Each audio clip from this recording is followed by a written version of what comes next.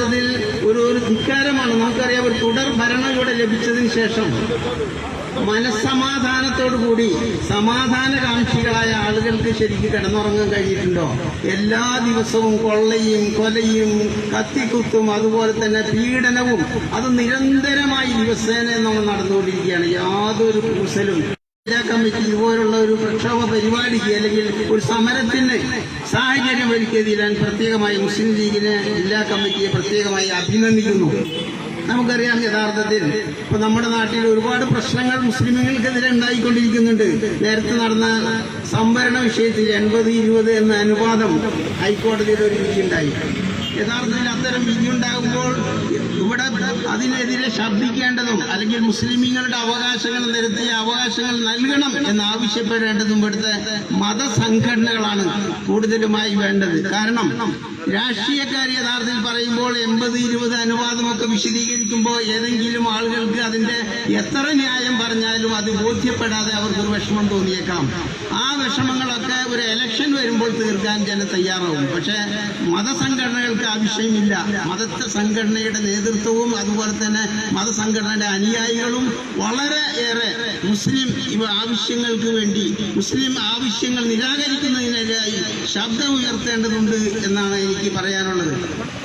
മറ്റൊരു കാര്യം എനിക്ക് തോന്നുന്നത്, യഥാർത്ഥത്തിൽ ഇപ്പൊ നമുക്കറിയാം, ഇവിടുത്തെ ന്യൂനപക്ഷങ്ങളിൽ ഒരു പ്രബലമായ ന്യൂനപക്ഷമാണ് മുസ്ലിമീങ്ങൾ എന്ന് നമുക്കറിയാം. മറ്റ് പല ന്യൂനപക്ഷങ്ങളും ഇവിടെ നിലവിലുണ്ട്. എല്ലാവരുടെയും അവകാശങ്ങൾ അവർക്ക് നൽകണം എന്ന അഭിപ്രായമാണ് ഇവിടെ നമുക്കെല്ലാവർക്കും ഉള്ളത്. അതിൽ യാതൊരു സംശയവുമില്ല. പക്ഷേ മുസ്ലിമീങ്ങളുടെ അവകാശങ്ങൾ നൽകണം എന്ന് ആവശ്യപ്പെടുമ്പോൾ പ്രത്യേകിച്ച് യാതൊരു പരിഗണനയും നൽകാത്തത് ഇവിടെ മുസ്ലിം സംഘടനകൾ എന്നും ഒരൈക്യപ്പെടാൻ ഉള്ള സാഹചര്യം ഇല്ല എന്ന് സർക്കാരും ഇവിടുത്തെ മാർക്സിസ്റ്റ് കമ്മ്യൂണിസ്റ്റ് പാർട്ടിയും LDFും ധരിക്കുകയാണ് എന്നാണ് എനിക്ക് തോന്നുന്നത്.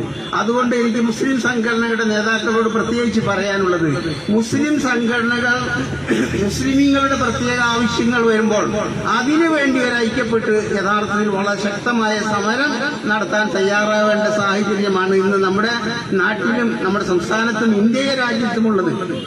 അത് പ്രത്യേകം മനസ്സിലാക്കുക. കാരണം മുസ്ലിം സംഘടനകളിൽ നമുക്കറിയാം അഭിപ്രായ വ്യത്യാസങ്ങളുണ്ട്. അഭിപ്രായ വ്യത്യാസങ്ങളൊക്കെ ആദർശങ്ങളുടെ പേരിലാണ്. ആ അഭിപ്രായ വ്യത്യാസങ്ങൾ സ്വാഭാവികമായി അതുണ്ടായിക്കൊള്ളട്ടെ. അതുണ്ടാകുമ്പോൾ തന്നെ മുസ്ലിം സമൂഹത്തിന് പൊതുവിൽ ആവശ്യമായ കാര്യങ്ങളിൽ ഒന്നിക്കാൻ നമുക്ക് കഴിയണം. ആ രീതിയിൽ കഴിയുമ്പോൾ മാത്രമേ ഇവിടുത്തെ വോട്ട് നേടി അധികാരത്തിൽ വരുന്ന കക്ഷികൾക്ക് മുസ്ലിം കാര്യങ്ങളിൽ പരിഗണന നൽകാൻ കഴിയുകയുള്ളൂ. ആദർശം എന്ന് പറയുമ്പോൾ, അതല്ലെങ്കിൽ വിശ്വാസം എന്ന് പറയുമ്പോൾ, അതൊക്കെ ഓരോരുത്തരുടെ സ്വാതന്ത്ര്യമാണ്. അതിനുവേണ്ടി നമ്മൾ ഒരാളോട് വിദ്വേഷമോ വെറുപ്പോ വെക്കേണ്ടതില്ല. പരിശുദ്ധ ഖുർആനിൽ അല്ലാഹു തആല തന്നെ പറയുന്നു, വലഖദ് കറംനാ ബനി ആദം. ആദം സന്തതികളെ അല്ലാഹു സുബ്ഹാനഹു വ തആല ആദരിച്ചിരിക്കുന്നു. ആദം സന്തതികൾ എന്നാൽ മനുഷ്യനെ മുഴുവനും അല്ലാഹു സുബ്ഹാനഹു വ തആല റബ്ബുൽ ആലമീൻ ആദരിച്ചിരിക്കുന്നു. ആ മനുഷ്യനെ ആദരിക്കുന്നതുകൊണ്ട് നമുക്ക് യാതൊരു വിഷവുമില്ല. ആദരിക്കേണ്ടതാണ്. അവരുടെ പ്രവൃത്തി ദോഷത്തിന് മാത്രമാണ്, അല്ലെങ്കിൽ അവരുടെ പ്രവൃത്തിയെ മാത്രമാണ് നമ്മൾ അതിനെ വിലയിരുത്തേണ്ടത്. വ്യക്തി എന്ന നിലയിൽ എല്ലാ മനുഷ്യരോടും ആദരവും ബഹുമാനവും പുലർത്തേണ്ടതുണ്ട്. മുസ്ലിമീങ്ങളെ സംബന്ധിച്ച് നമുക്ക് ഒന്നുകൂടി അറിയാം, ഇന്നമൽ മുഅ്മിനൂന ഇഖ്വത്ത്. മുസ്ലിമീങ്ങൾ, മുഅ്മിനീങ്ങൾ, സത്യവിശ്വാസികൾ പ്രത്യേകിച്ച് സഹോദരന്മാരാണ്. അപ്പൊ എന്ത് അഭിപ്രായ വ്യത്യാസം ഉണ്ടായാലും സർക്കാർ ഇതുപോലെ മുസ്ലിം സമൂഹത്തിനോ അല്ലെങ്കിൽ ന്യൂനപക്ഷങ്ങൾക്കോ അല്ലെങ്കിൽ മതവിഭാഗങ്ങൾക്കോ എതിരായി ഏത് നിയമങ്ങൾ ഇവിടെ കൊണ്ടുവരുമ്പോഴും ഏത് പ്രതിസന്ധികൾ ഉണ്ടാക്കുമ്പോഴും മുസ്ലിം സംഘടനകളിലെ നേതാക്കളും അനുയായികളും ഒന്നിച്ച് ശബ്ദമുയർത്താനുള്ള സാഹചര്യം ഇവിടെ വരേണ്ടതുണ്ട് എന്നാണ് എനിക്ക് സൂചിപ്പിക്കാനുള്ളത്. ഞാൻ കൂടുതലായി സംസാരിക്കുന്നില്ല. ഒരുപാട് നേതാക്കളും പണ്ഡിതന്മാരും ഒക്കെ ഇവിടെ പ്രസംഗിക്കാനുണ്ട്. നമുക്കറിയാം, ഏതായാലും ഇത്തരമൊരു സാഹചര്യത്തിൽ മുസ്ലിം ലീഗ് ഇതുപോലുള്ള പ്രവർത്തനങ്ങൾക്ക് എന്നും മുൻപന്തിയിൽ ഉണ്ടാവണം എന്നുകൂടി അഭ്യർത്ഥിച്ചുകൊണ്ട് എല്ലാവിധ ഭാവങ്ങളും നേർന്നുകൊണ്ട് ഞാൻ നിർത്തുന്നു. ആഖിറു ദഅവാനാ അൽഹംദുലില്ലാഹി റബ്ബിൽ ആലമീൻ. അസ്സലാമു അലൈക്കും വറഹ്മത്തുള്ളാഹി.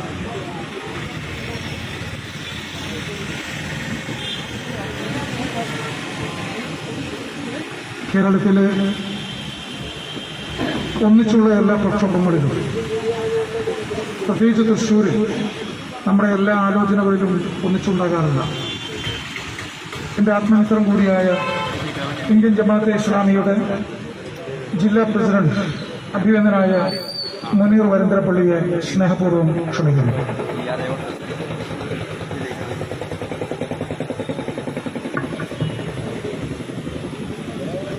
ബഹുമാന്യനായ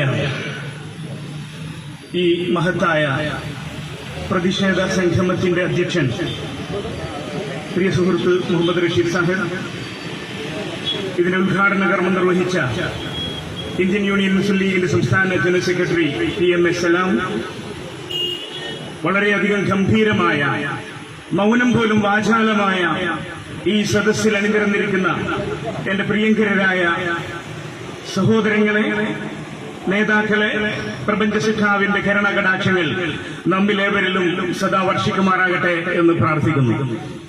ഇതൊരു പ്രഭാഷണത്തിന്റെ വേദിയല്ല. ഇന്ത്യൻ യൂണിയൻ മുസ്ലിം ലീഗ് സംഘടിപ്പിച്ചിരിക്കുന്ന ഇവിടെയുള്ള ഒരു സാധാരണ മനുഷ്യൻ, ജാതി മത വർഗ ഭേദങ്ങൾക്കതീതമായി ഒരു മനുഷ്യന്റെ മനസ്സാഗ്രഹിക്കുന്ന എന്താണോ ആ ആഗ്രഹത്തിന്റെ ശബ്ദം നമ്മുടെ നാടിന്റെ ഭരണാധികാരികളുടെ കാതുകളിലെത്തിക്കാൻ, അവരുടെ കണ്ണു തുറപ്പിക്കാൻ, അവരുടെ ആലോചനാശേഷിക്ക് ഒരൽപ്പം ശക്തി പകരാൻ വേണ്ടി ഇവിടെ സംഘടിപ്പിക്കപ്പെട്ടിരിക്കുന്ന ഈ പ്രതിഷേധ സംഗമത്തിന് ജമാഅത്തെ ഇസ്ലാമി തൃശൂർ ജില്ലാ കമ്മിറ്റിയുടെ പേരിൽ എല്ലാവിധ ഐക്യദാർഢ്യവും പിന്തുണയും തുടർ പ്രവർത്തനങ്ങൾക്ക് എല്ലാവിധ സഹകരണവും വളരെ അഗൈതവമായി യാതൊരുവിധ കെട്ടുകൊടുക്കുകളുമില്ലാതെ പ്രഖ്യാപിക്കാനും അത് ഇവിടെ അറിയിക്കാനും വേണ്ടിയിട്ടാണ് ഞാൻ ഇന്നിവിടെ നിങ്ങളുടെ മുമ്പിൽ എഴുന്നേറ്റ് നിൽക്കുന്നത്. പ്രിയപ്പെട്ടവരെ, COVID-19 എന്ന ഈ രോഗം ലോകത്തെ സ്തംഭിപ്പിച്ചു, നമ്മെ സ്തംഭിപ്പിച്ചു. വ്യക്തികൾക്ക് അത് ഹാനിയുണ്ടാക്കി, നമ്മുടെ സാമ്പത്തിക മേഖലകളെ അതെന്തെന്നില്ലാതെ തകർത്ത് കളഞ്ഞു, സമൂഹത്തെ ഛിന്നഭിന്നമാക്കി, അതിന് ഛിദ്രമാക്കി, നമ്മുടെ അടുപ്പങ്ങളെ, നമ്മുടെ ബന്ധങ്ങളെ സംശയത്തോടുകൂടി മാത്രം നോക്കിക്കാണുന്ന ഒന്നാക്കി. ഒരു നിലക്കും നമുക്ക് പിടിച്ചാൽ, ആലോചിച്ചാൽ സഹിക്കാൻ പറ്റാത്ത രൂപത്തിൽ ഈ രോഗം നമ്മുടെ നാടിനെ ബാധിച്ചു, നമ്മുടെ സമൂഹത്തെ ബാധിച്ചു എന്നുള്ളതിൽ യാതൊരു സംശയവുമില്ല. ഈ പകർച്ചവ്യാധിയെ പിടിച്ചുകെട്ടാനുള്ള നമ്മുടെ ഭരണാധികാരിയുടേതല്ല, ആരോഗ്യ മേഖലയുടെ സകലമാന പ്രവർത്തനങ്ങൾക്കും പിന്തുണ കൊടുത്തുകൊണ്ട് ഇവിടെയുള്ള മനുഷ്യങ്ങളെല്ലാം ഒരുമിച്ച് അതിന്റെ പിന്നിൽ അണിനിരന്നു. മനുഷ്യജീവന് വില നൽകാനും മനുഷ്യന്റെ ജീവനെ സംരക്ഷിക്കാനുമുള്ള സകലമാന പ്രവർത്തനങ്ങൾക്കും ആത്മാർത്ഥമായ പിന്തുണയാണ് നമ്മുടെ സമൂഹം നൽകിയിട്ടുള്ളത്. നമുക്ക് അതിൽ യാതൊരു സംശയവുമില്ല, അതിൽ നല്ല ഖേദവുമില്ല. പക്ഷെ കാലങ്ങളെത്തുമ്പോ നമ്മുടെ ഭരണാധികാരികൾ ജനാധിപത്യത്തിന്റെ ശക്തി ഉപയോഗിച്ച് അധികാരത്തിലെത്തിക്കഴിയുമ്പോ ഏകാധിപതികളുടെ പ്രവണത നടിക്കുകയും മഹാരാജാവായി ജനങ്ങൾക്ക് മുമ്പിൽ പ്രത്യക്ഷപ്പെടുകയും ചെയ്യുന്ന, തനിക്ക് തോന്നിയത് വിളംബരം ചെയ്തുകൊണ്ടിരിക്കുകയും ചെയ്യുന്ന ഇന്നത്തെ ഭരണാധികാരികളുടെ ആത്മാർത്ഥതയിൽ സംശയം തോന്നുന്ന, വളരെ സ്വാഭാവികമായും നമുക്ക് സംശയം തോന്നുന്നുണ്ട് എന്നുള്ളതാണ്. മനുഷ്യൻ അടുക്കുന്നതും മനുഷ്യൻ ഒരുമിച്ച് കൂടുന്നതും അത് നിയമസഭയുടെ ഉള്ളിലായാലും അതിന്റെ പുറത്തായാലും അത് പാർലമെന്റിലായാലും അത് പള്ളിയിലായാലും അത് മാർക്കറ്റിലായാലും അതിനൊക്കെ മാനദണ്ഡം ഒന്നാണ് എന്ന് ഒരു സാമാന്യ ബുദ്ധി പറഞ്ഞു വരുമ്പോ എന്തേ നിങ്ങൾക്ക് അവശ്യ സാധനങ്ങൾക്ക് വേണമെങ്കിൽ തുറന്നു കൊടുക്കാമെന്നത്. പക്ഷെ ഒരു കമ്മ്യൂണിസ്റ്റ് ഭരണകൂടത്തിന് മനസ്സിലാകുമല്ലായിരിക്കാം, ഭക്ഷണത്തെക്കാൾ നമ്മൾ കഴിക്കുന്ന വെള്ളത്തെക്കാൾ അവർക്ക് ആവശ്യമെന്നുള്ളത്, അവർക്ക് ഏറ്റവും അടിസ്ഥാനപരമായ ആവശ്യമെന്നുള്ളത് അവരുടെ ആത്മാർത്ഥമായ, അവരുടെ മനസ്സുരുകിയുള്ള അവരുടെ പ്രാർത്ഥനകളും ദൈവവുമായിട്ടുള്ള അവരുടെ ബന്ധവുമാണ് എന്നുള്ളത് നിങ്ങൾക്ക് മനസ്സിലാകും എന്നറിയാം. പക്ഷെ ഉറക്കം നടിക്കുന്നവരെ ഉണർത്താൻ സാധ്യമല്ല എങ്കിൽ നിങ്ങൾ നോക്കുക, കേരളത്തിൽ പൊട്ടിപ്പുറപ്പെടുന്ന വലിയൊരു പ്രക്ഷോഭത്തിന്റെ ഒരു തുടക്കമായി ഇത് മാറുകയാണ്. നിങ്ങൾക്കറിയുമോ, നിങ്ങൾ പറഞ്ഞിരിക്കുന്ന എത്രമാത്രം യുക്തിരഹിതമായാലും യുക്തിയുള്ളതായാലും സകലമാന പ്രോട്ടോകോളുകളെയും പാലിച്ചതുകൊണ്ട് മാത്രമാണ് ഇവിടെ ഇന്ന് ജനങ്ങളില്ലാത്തത്, ഇവിടെ ഇന്ന് വലിയ ആൾക്കൂട്ടമില്ലാത്തത്. പക്ഷേ ഇത് വാചാലമായ സദസ്സാണ്. ഇതിന് ജാതിയില്ല, ഇതിന് മതമില്ല, ഇതിന് സംഘടനകളില്ല. എല്ലാ സംഘടനകളിൽപ്പെട്ടവരായാലും വിശ്വാസിയുടെ ശബ്ദം ഒന്നാണ് എന്ന് നിങ്ങൾ തിരിച്ചറിയുക. ഒരുപക്ഷെ നിങ്ങൾ വിചാരിച്ചു പോയിട്ടുണ്ടാകും ഇവിടെയുള്ള വിശ്വാസികളെ തമ്മിൽ തല്ലിക്കാൻ, ഇവിടെയുള്ള മതസംഘടനകളെ വിഭജിപ്പിക്കാൻ ഇലക്ഷന്റെ സമയത്തും അതിനു മുമ്പും ഞങ്ങൾ ഒരുപാട് പ്രവർത്തിച്ചിട്ടുണ്ട്, അങ്ങനെ മനുഷ്യ മനസ്സുകളെ അകറ്റാൻ നിങ്ങൾക്ക് സാധിച്ചിട്ടുണ്ട് എന്ന് നിങ്ങൾ ദിവാസ്വപ്നം കാണുന്നുണ്ട് എങ്കിൽ കേരളീയനായ, കേരളത്തിൽ വിധിക്കുന്ന മലയാളിയായ മനുഷ്യൻ അവന്റെ വിശ്വാസം ഏതായാലും അവന്റെ മതം ഏതായാലും അവന്റെ അടിസ്ഥാന പ്രശ്നങ്ങളിൽ, അവന്റെ പ്രശ്നങ്ങളിൽ, അവന്റെ ഇവിടെ നിന്ന് ഉയർന്ന ശബ്ദത്തിൽ അവർ ഒന്നാണ്, അവർ ഒരുമിച്ചാണ് എന്നുള്ള ഈ ശബ്ദത്തെ നിങ്ങൾ കേൾക്കേണ്ടതുണ്ട് എന്നാണ് ഞാൻ ഈ സന്ദർഭത്തിൽ ഓർമ്മപ്പെടുത്തുന്നത്. വിശ്വാസികളുടെ ശബ്ദത്തിന്റെ ഈ മധ്യലികൾ കേരളത്തിന്റെ സാംസ്കാരിക തലസ്ഥാനമായ തൃശൂരിൽ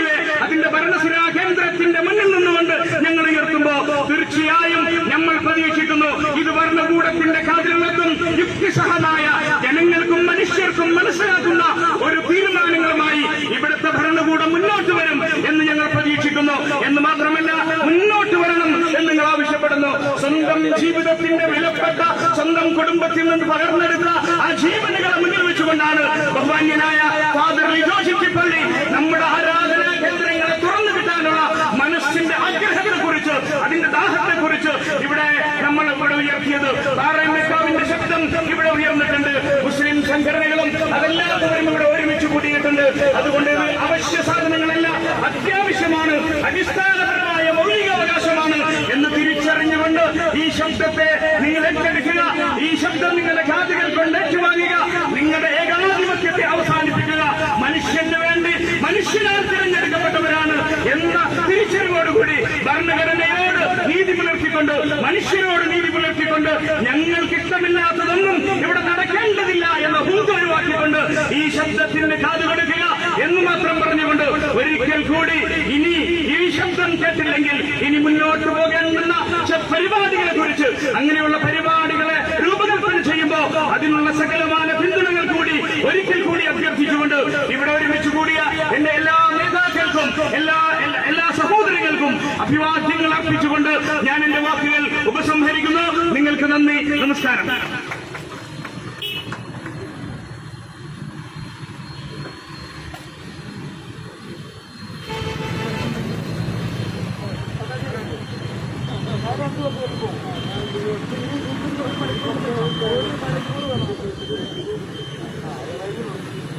പ്രിയങ്കരനായ PM പ്രതാപൻ MP ആണ് അടുത്ത് സംസാരിക്കുന്നത്. നമുക്കറിയാം, കേരളത്തിലെ എല്ലാ നന്മകളിലും, നമ്മുടെ രാജ്യത്തിന്റെ എല്ലാ നന്മകളിലും ചേർന്ന് നിൽക്കുന്ന ഒരാളാണ് പ്രിയപ്പെട്ട PM പ്രതാപൻ. വിശ്വാസി സമൂഹത്തിനും എന്ത് പ്രശ്നങ്ങളുണ്ടാകുമ്പോഴും അതിൽ ഭരിക്കുന്ന പാർട്ടിയുടെ നിറമോ കൊടിയോ നോക്കാതെ ഒരു പൗരൻ എന്ന രീതിയിൽ ജനാധിപത്യ ഇന്ത്യയുടെ ഭരണഘടന അനുസരിച്ച് ജീവിക്കുന്ന ഒരു വ്യക്തി എന്ന രീതിയിൽ 100% ഇന്ത്യൻ ജനാധിപത്യത്തിൽ ഉറച്ചു നിന്നുകൊണ്ട് വിശ്വാസി സമൂഹത്തോട് ചേർന്ന് നിൽക്കാൻ മനസ്സ് കാണിച്ചിട്ടുള്ള PM പ്രതാപൻ MP അവർക്കുള്ള ഈ പ്രതിഷേധ സദസ്സ് അധ്യക്ഷനായിട്ടുള്ള ഇന്ത്യൻ യൂണിയൻ മുസ്ലിം ലീഗിന്റെ തൃശൂർ മുഹമ്മദ് റഷീദ്, ഇവിടെ സന്നിഹിതരായിട്ടുള്ള വിവിധ പ്രസ്ഥാനങ്ങളെ പ്രചാരണം ചെയ്യുന്ന പ്രഗത്ഭരായ വ്യക്തിത്വങ്ങൾ, മാധ്യമ സുഹൃത്തുക്കൾ ഉൾപ്പെടെയുള്ള ബഹുമാനികൾ, ഇന്ത്യൻ യൂണിയൻ മുസ്ലിം ലീഗിന്റെ സംസ്ഥാന കമ്മിറ്റിയുടെ ആഹ്വാന പ്രകാരം ഇന്ന് കേരളത്തിലെ എല്ലാ ജില്ലകളിലും ആരാധനാലയങ്ങൾ തുറന്ന് പ്രവർത്തിക്കുന്നതിന് അവസരം നൽകാത്ത സംസ്ഥാന സർക്കാരിന്റെ നടപടിക്കെതിരെ അതിശക്തമായ പ്രതിഷേധ കൂട്ടായ്മ സംഘടിപ്പിച്ചിരിക്കുകയാണ്. ഈ കൂട്ടായ്മയ്ക്ക് ആദ്യമായി ഇന്ത്യൻ നാഷണൽ കോൺഗ്രസിന്റെ പേരിലും തൃശൂരിലെ പാർലമെന്റ് അംഗമെന്ന നിലയിലും ഐക്യദാർഢ്യം പ്രഖ്യാപിക്കുന്നതായി ആദ്യമായി അറിയിക്കുക. കോവിഡ് നമ്മളെല്ലാവരെയും പ്രയാസപ്പെടുത്തുന്ന ഒരു കാലമാണ്. നമ്മൾ ആരുടെയും ഓർമ്മയിൽ ഇത്തരത്തിലുള്ളൊരു സാമൂഹ്യ ജീവിത സാഹചര്യം ഉണ്ടായിട്ടില്ല. പാൻഡമിക്കുകൾ, മഹാമാരികൾ നമ്മൾ കേട്ടിട്ടുണ്ട്. ഒരുപക്ഷെ ഈ ശബ്ദം കേൾക്കുന്ന നമ്മളൊക്കെ ജനിക്കുന്ന കാലത്ത്, ജീവിക്കുന്ന കാലത്ത് ഇത്തരം ലോകത്തെ മുഴുവൻ നെടുക്കിയ അല്ലെങ്കിൽ ഒന്നിച്ച് കീഴടക്കിയ മഹാമാരി ഉണ്ടായിട്ടില്ല. അതിന് മുൻപുണ്ടായിരുന്ന പല മഹാമാരികളും ഏതെങ്കിലും ഭൂഖണ്ഡങ്ങളിലോ ഏതെങ്കിലും പ്രത്യേക പ്രദേശങ്ങളിലോ മാത്രമായി ഒതുക്കപ്പെട്ടിട്ടുണ്ട് എന്നുള്ളതും ശ്രദ്ധേയമാണ്.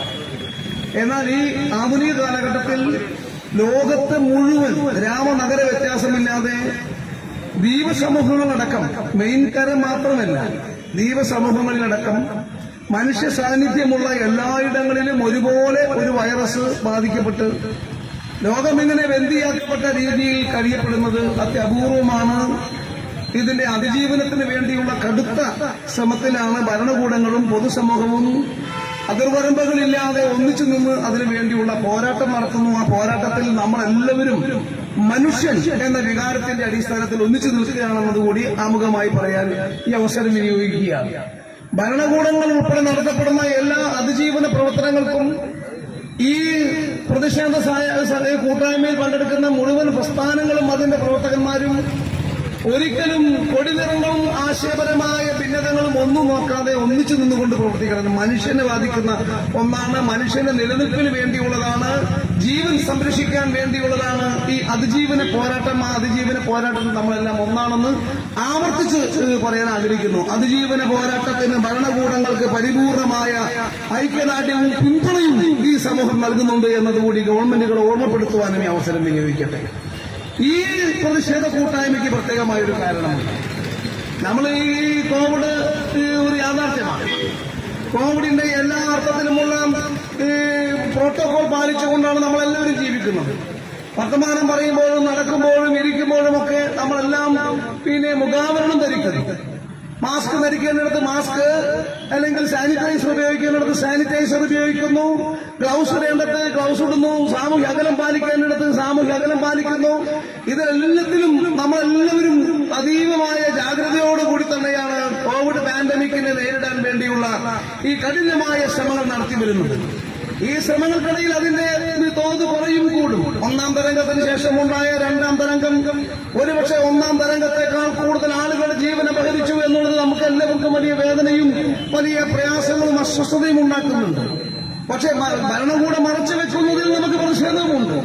മരണത്തിന്റെ നിരക്കുകൾ മറച്ചു വെക്കപ്പെടുന്നു. മരിച്ചവരുടെ യഥാർത്ഥ കണക്കുകൾ ഇല്ലാതാക്കാൻ വേണ്ടി ശ്രമിക്കുന്നു.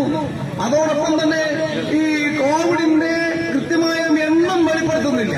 സർക്കാർ പോലും ഗോപ്യമായി പലതും മാറ്റിവെച്ച് മറച്ചുവെച്ച് യാഥാർത്ഥ്യം ജനങ്ങളുടെ ഇടയിൽ നിന്നും ഇല്ലാതാക്കാൻ വേണ്ടി ശ്രമിക്കുന്ന ക്രൂരതയെ ഈ സന്ദർഭത്തിൽ ശ്രദ്ധയിൽപ്പെടുത്താൻ കൂടി ആഗ്രഹിക്കുകയാണ്. ഈ സന്ദർഭത്തിൽ അതിജീവനത്തിന് വേണ്ടി ഏർപ്പെടേണ്ട ഏറ്റവും പ്രധാനപ്പെട്ട കാര്യം ജനങ്ങൾക്ക് ആവശ്യമായ വാക്സിൻ കൊടുക്കലാണ്. ഒരു കൊല്ലം പിടിച്ചു ഈ ആധുനിക ശാസ്ത്ര സാങ്കേതിക വിദ്യ വളർന്ന കാലത്ത്. ഒരു കൊല്ലത്തോളം പിടിച്ചു നമുക്ക് ഇതിനാവശ്യമായ വാക്സിൻ കണ്ടുപിടിക്കാൻ. ഇന്ത്യയാണെങ്കിലോ കണ്ടുപിടിച്ച വാക്സിൻ മാർക്കറ്റിൽ, അന്താരാഷ്ട്ര മാർക്കറ്റിൽ കൊണ്ടുപോയി വിൽക്കാൻ വ്യഗ്രത കാണിച്ച് ഇന്ത്യയിലെ ജനങ്ങൾ കോവിഡ് പിടിച്ച് മരിച്ചു വീഴുമ്പോഴും ഇന്ത്യ ഗവൺമെന്റ്, ഇന്ത്യ രാജ്യം കണ്ടുപിടിച്ച വാക്സിൻ ലോക രാജ്യങ്ങൾക്ക് വിറ്റ് പണമുണ്ടാക്കാൻ ശ്രമിച്ച ക്രൂരതയുടെ ദുഷ്ടത്തരമുള്ളവരാണ് ഇന്ത്യ ഭരിക്കുന്ന ഭരണാധികാരികൾ എന്നുകൂടി സന്ദർഭോചിതമായി സൂചിപ്പിക്കാൻ ആഗ്രഹിക്കുകയാണ്. കേരളമാണെങ്കിൽ വാക്സിൻ സംഭരിക്കേണ്ട സന്ദർഭങ്ങളിൽ വാക്സിൻ വേണ്ട പോലെ സംഭരിക്കുന്നില്ല. ഇപ്പോഴും വാക്സിൻ കൊടുക്കുന്നതിൽ വലിയ കടുത്ത തെറ്റായ പ്രവണത കാണിക്കുകയാണ്. വാക്സിൻ കേന്ദ്ര ഗവൺമെന്റ് കയ്യിൽ നിന്ന് എടുക്കേണ്ട വാക്സിൻ എടുക്കുക, അല്ലെങ്കിൽ വേണമെങ്കിൽ പണം കൊടുത്ത് വാങ്ങുമെന്ന് പറഞ്ഞ് പണം കൊടുത്ത് വാങ്ങാൻ ശ്രമിക്കുമെന്ന് പറഞ്ഞ് പ്രഖ്യാപിച്ചൊരു മതബോധനമാത്ര കേരള ഗവൺമെന്റാണ് ഭരിക്കുന്നത്. അതൊരു ഭാഗത്ത് നിൽക്കട്ടെ. ഇതെല്ലാം പാൻഡമിക്കിന്റെ ഭാഗമായ ഒരു അനുബന്ധ ആമുഖമായി മാത്രം നമുക്ക് കണക്കാക്കാം. ഇപ്പോൾ നമ്മളെ ബാധിക്കുന്നത് ആരാധനാലയങ്ങൾ അടച്ചിട്ടിരിക്കുന്നു. ആരാധനാലയങ്ങൾക്ക് കോവിഡ് ഏറ്റവും രൂക്ഷമായ സന്ദർഭത്തിൽ അടച്ചിട്ടപ്പോ ഈ എല്ലാ സമൂഹങ്ങളും, ഇസ്ലാം, ക്രൈസ്തവ, ഹൈന്ദവ സമൂഹങ്ങളെല്ലാം ഒരുപോലെ അതിനെ അംഗീകരിച്ചു. അമ്പലങ്ങളും പള്ളികളും അടഞ്ഞു കിടന്നതിനെ അക്ഷരാഗ്രഹത്തിന് ആരും ചോദ്യം ചെയ്യപ്പെട്ടില്ല. സ്വന്തം വീടുകളിൽ പ്രാർത്ഥനയും നമസ്കാരവും എല്ലാം സ്വന്തം വീടുകളിലേക്കാക്കി ചുരുക്കി. മൃതശരീര സംസ്കരണം പോലും, മയ്യത്ത് കബറടക്കം പോലും പലപ്പോഴും വിശ്വാസ സമൂഹം മനസ്സിൽ ഒതുക്കി വെച്ച പ്രാർത്ഥനയോടുകൂടി നടത്തുന്ന സാഹചര്യമുണ്ടായി. ഇത് കോവിഡിന്റെ പ്രാധാന്യത്തിൽ കൊണ്ട് തന്നെയാണ്. പക്ഷെ ഇപ്പോൾ കോവിഡ് കുറഞ്ഞു വരുന്നു. സർക്കാർ ഓഫീസുകൾ തുറന്നു പ്രവർത്തിക്കുന്നു, സ്ഥാപനങ്ങൾ തുറന്നു പ്രവർത്തിക്കുന്നു. കേരളത്തിലെ ഏറ്റവും വലിയ, ഇന്ത്യയിലെ ലോകത്തിലെ ഏറ്റവും വലിയ കോവിഡ് എന്ന് പറയുന്ന വൈറസിനേക്കാൾ ആപത്തുള്ള വൈറസാണ് മദ്യമെന്ന് പറയുന്ന വസ്തു. മനുഷ്യന് കോവിഡ് പക്ഷേ ഈ പരിമിതമായ കാലയളവിലുണ്ടായിരുന്ന വൈറസാണ്. അതിന് നമുക്ക് വേണമെങ്കിൽ വാക്സിൻ ഉപയോഗിച്ച്, മരുന്ന് ഉപയോഗിച്ച് നിയന്ത്രിക്കാൻ പറ്റുമെന്ന് ശാസ്ത്രജ്ഞർ കണ്ടുപിടിക്കുന്നു. എത്രയോ നൂറ്റാണ്ടുകളായി, കാലങ്ങളായി നമ്മുടെ നാടിനെ ഇന്നും കവർന്നു നിൽക്കുന്ന ഈ കോവിഡ് വൈറസിനേക്കാൾ, ക്യാൻസറിനേക്കാൾ ഏറ്റവും ആപത്തുള്ളതാണ് മദ്യമെന്ന് പറയുന്നത്. സർക്കാർ ഒരു മടിയും കൂടാതെ ബീവറേജ് കോർപ്പറേഷന്റെ മദ്യഷാപ്പുകളും ബാറുകളും തുറന്നു പ്രവർത്തിക്കാൻ അവസരം കൊടുത്തിരിക്കുന്നു. ധാരാളം ബീവറേജിലെയും നിയന്ത്രിക്കുന്നു. എന്ത് നിയന്ത്രണമുണ്ടായാലും ബീവറേജിൽ നിന്നും മദ്യം വാങ്ങിക്കൊണ്ടുപോകുന്ന ആളുകളെ കണ്ടാൽ മനസ്സിലാകും ഇത് ഏറ്റവും കൂടുതൽ കോവിഡ് പ്രോട്ടോകോൾ ലംഘിക്കപ്പെടുന്ന സർക്കാരിന്റെ മദ്യവിൽപ്പനശാലകളിലാണെന്നുള്ള കാര്യം പൊതുസമൂഹത്തിന് അറിയാം. മദ്യഷാപ്പുകൾ തുറക്കാൻ അനുമതി കൊടുത്ത സർക്കാർ, ബീവറേജ് കോർപ്പറേഷനെയും അതേപോലെ തന്നെ ബാറുകൾ തുറക്കാൻ അനുമതി കൊടുത്ത സർക്കാർ, അവിടെ മദ്യം വിൽക്കാൻ അനുമതി കൊടുത്ത സർക്കാർ, നിയന്ത്രിതമായിട്ടായാലും ആരാധനാലയങ്ങൾ തുറക്കാൻ അനുമതി കൊടുക്കാത്തത് കമ്മ്യൂണിസ്റ്റുകാരുടെ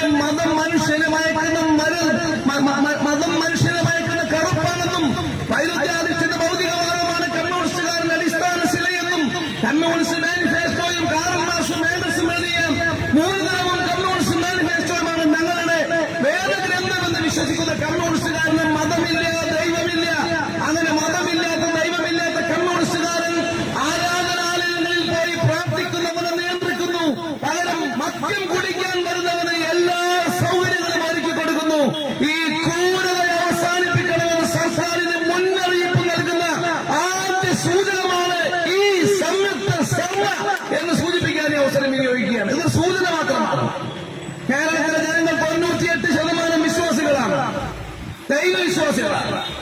ദൈവത്തിൽ വിശ്വസിക്കുന്ന ആളുകളുടെ വോട്ട് കൊണ്ടാണ് ഈ ഗവൺമെന്റ് അധികാരത്തിൽ വന്നിരിക്കുന്നത്. തള്ളേണ്ടിടത്ത് തള്ളിയും പറ്റിക്കേണ്ടിടത്ത് പറ്റിച്ചും വിറ്റുകൊടുത്തും മറ്റെല്ലാ തരത്തിലും ആളുകളെ സ്വാധീനിച്ചുകൊണ്ട് എല്ലാ മുഖംമൂടി ധരിച്ച പിന്നെ തട്ടിപ്പിന്റെയും അതേപോലെ തന്നെ എല്ലാ അർത്ഥത്തിലുമുള്ള പറ്റിക്കലിന്റെയും സാഹചര്യത്തിലാണ് ഈ ഗവൺമെന്റ് അധികാരത്തിൽ വന്നത്. വിശ്വാസമില്ലാത്ത ഗവൺമെന്റ്.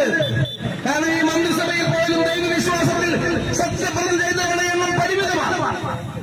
ദൈവവിശ്വാസത്തിൽ സത്യപ്രതിജ്ഞ ചെയ്തവരല്ല മഹാഭൂരിപക്ഷം പേരും. മുഖ്യമന്ത്രി ഉൾപ്പെടെയുള്ള മഹാഭൂരിപക്ഷവും ദൈവവിശ്വാസത്തിൽ സത്യപ്രതിജ്ഞ ചെയ്യാത്ത ആളുകൾക്ക് എന്ത് ആരാധനാലയങ്ങൾ, എന്ത് പ്രാർത്ഥന, എന്ത് ബൈബിൾ, എന്ത് ഖുർആൻ, എന്ത് മഹാഭാരതം. അവർക്ക് ബൈബിളില്ല, അവർക്ക് ഖുർആനില്ല, അവർക്ക് മഹാഭാരതമില്ല. അവർക്ക് ഒരുപക്ഷെ കമ്മ്യൂണിസ്റ്റ് മാനിഫെസ്റ്റോ പോലുമില്ല. മൂലധനമില്ല, മാസിന്റെയും മാഗസിന്റെയും മൂലധനമില്ല. അവർക്ക് ഉള്ള താല്പര്യങ്ങൾ അധികാരത്തിലെത്താൻ വേണ്ടി ഏത് നെറുകെട്ട സാഹചര്യം സ്വീകരിക്കുന്ന ഒരു ഗവൺമെന്റാണ് കേരളം ഭരിക്കുന്നത്. അതുകൊണ്ട് ഈ ഗവൺമെന്റിന് വിശ്വാസികളോട് ഒരു താല്പര്യം ഉണ്ടാകുന്നില്ല. പക്ഷേ ഒന്ന് മനസ്സിലാക്കണം, ഇത് ദൈവത്തിന്റെ സ്വന്തം നാടാണ്. കോഴ്സോൺ കൺട്രിയാണ് കേരളം. കേരളത്തിലെ ജനങ്ങളുടെ ക്ഷമയെ പരീക്ഷിച്ചാൽ അത് കേരളത്തിലെ ദൈവവിശ്വാസികളുടെ വിശ്വാസത്തെ മാറ്റം ഒഴുക്കി കളയാൻ ശ്രമിച്ചാൽ അതിനെതിരെയുള്ള വലിയ ബഹുജന മുന്നേറ്റം ഉണ്ടാകും. അത് കലക്ട്രേറ്റുകളുടെ മുന്നിലുള്ള ഈ ധർണ മാത്രമല്ല, വരും ദിവസങ്ങളിൽ തെരുവ് പ്രാർത്ഥന നടത്തേണ്ടി വന്നാൽ തെരുവുകളിൽ ഒന്നിച്ചു ചേർന്ന് ഞങ്ങൾ പ്രാർത്ഥന നടത്തും. വിശുദ്ധ ഖുർആനും ബൈബിളും ഗീതയും ഞങ്ങൾ ഒന്നിച്ചൊരേ കയ്യിൽ പിടിക്കും. ഏത് തെരുവിൽ പോയി പ്രാർത്ഥിക്കണമെന്ന് ഞങ്ങൾ തെരുവിൽ വന്ന് പ്രാർത്ഥിക്കും. ഭരണകൂടമേ, നിന്റെ കണ്ണ് തുറന്ന് തിരുത്തുക. ഭരണകൂടമേ, നീ തിരുത്താൻ തയ്യാറാവുക. തിരുത്താൻ തയ്യാറായില്ലെങ്കിൽ നിന്നെ തിരുത്തിക്കാൻ വേണ്ടിയുള്ള തിരുത്തൽ ശക്തിയായി കേരളത്തിലെ വിശ്വാസികൾ മാറും എന്ന് മാത്രം സൂചിപ്പിച്ചുകൊണ്ട് ഈ ധർമ്മയിൽ നിർത്തുന്ന ആശയങ്ങളുടെ കൂടെ ഹൃദയപരമായ ഐക്യദാർഢ്യം ഒരിക്കൽ കൂടി ആവർത്തിച്ച് പ്രഖ്യാപിച്ചുകൊണ്ട് നിർത്തുന്നു. ജയ് ഹിന്ദ്.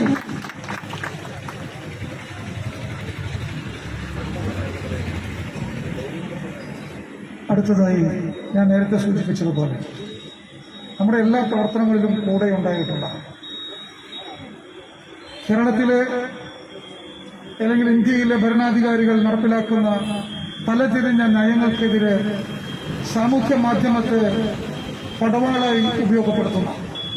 എല്ലാ തിന്മകൾക്കെതിരെയുമുള്ള പോരാട്ടത്തിൽ മറ്റൊന്നും നോക്കാതെ ശക്തമായി പ്രതികരിക്കുന്ന നമ്മുടെയൊക്കെ പ്രിയങ്കരനായ ബഹുമാന്യനായ പ്രിയപ്പെട്ട ബഷീർ ഫൈസി ദേശമംഗലത്തെ ആദരപൂർവ്വം ക്ഷണിക്കുന്നു.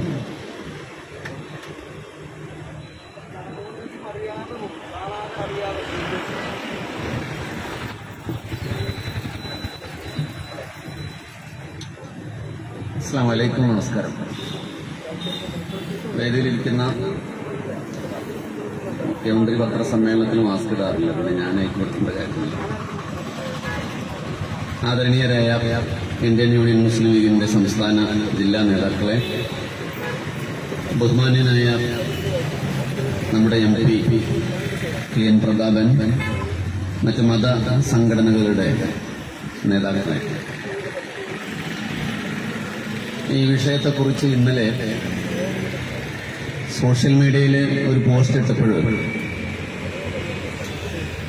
നിരന്തരമായ ഒരു അന്വേഷണം ഉണ്ടായത്, അല്ലെങ്കിൽ ഒരു ചെറു പ്രതിഷേധമായി ചിലരൊക്കെ ചൂണ്ടിക്കാണിച്ചത്, എന്തുകൊണ്ട് CPM-ന്റെ പ്രതിനിധികളെ ഈ പരിപാടിയിൽ പങ്കെടുപ്പിക്കുന്നില്ല എന്ന ചോദ്യമായി. അവരോട് പറഞ്ഞൊരു മറുപടി,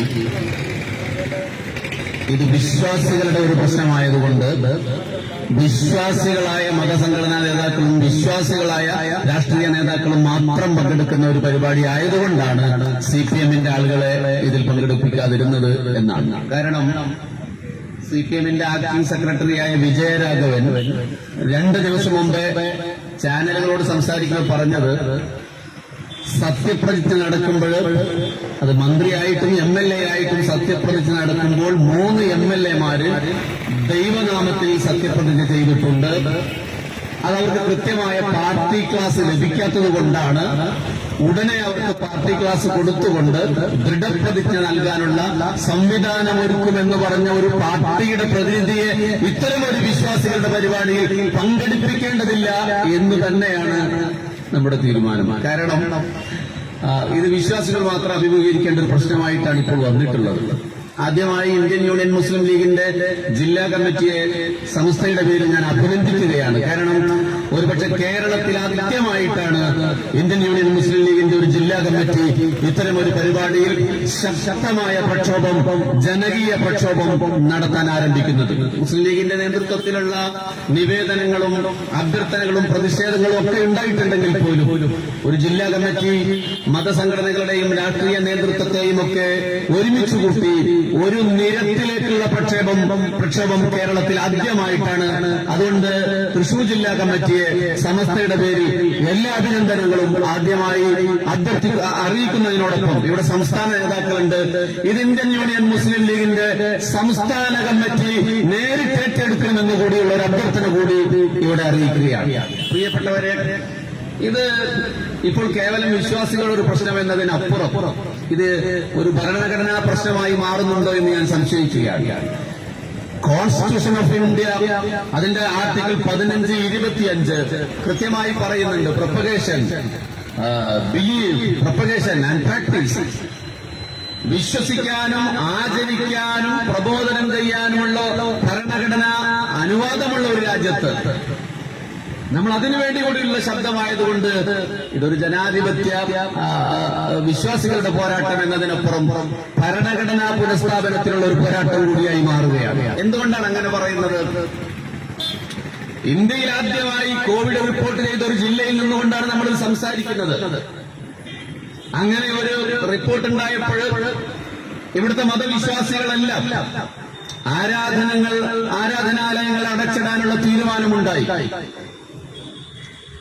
ആളുകളുടെ സുരക്ഷയ്ക്ക്, അവരുടെ ആരോഗ്യത്തിന് പ്രാധാന്യം നൽകുന്ന മതനേതൃത്വം ആരാധനാലയങ്ങൾ അടച്ചിടാനുള്ള തീരുമാനങ്ങളോട് ചേർന്ന് നിന്നു.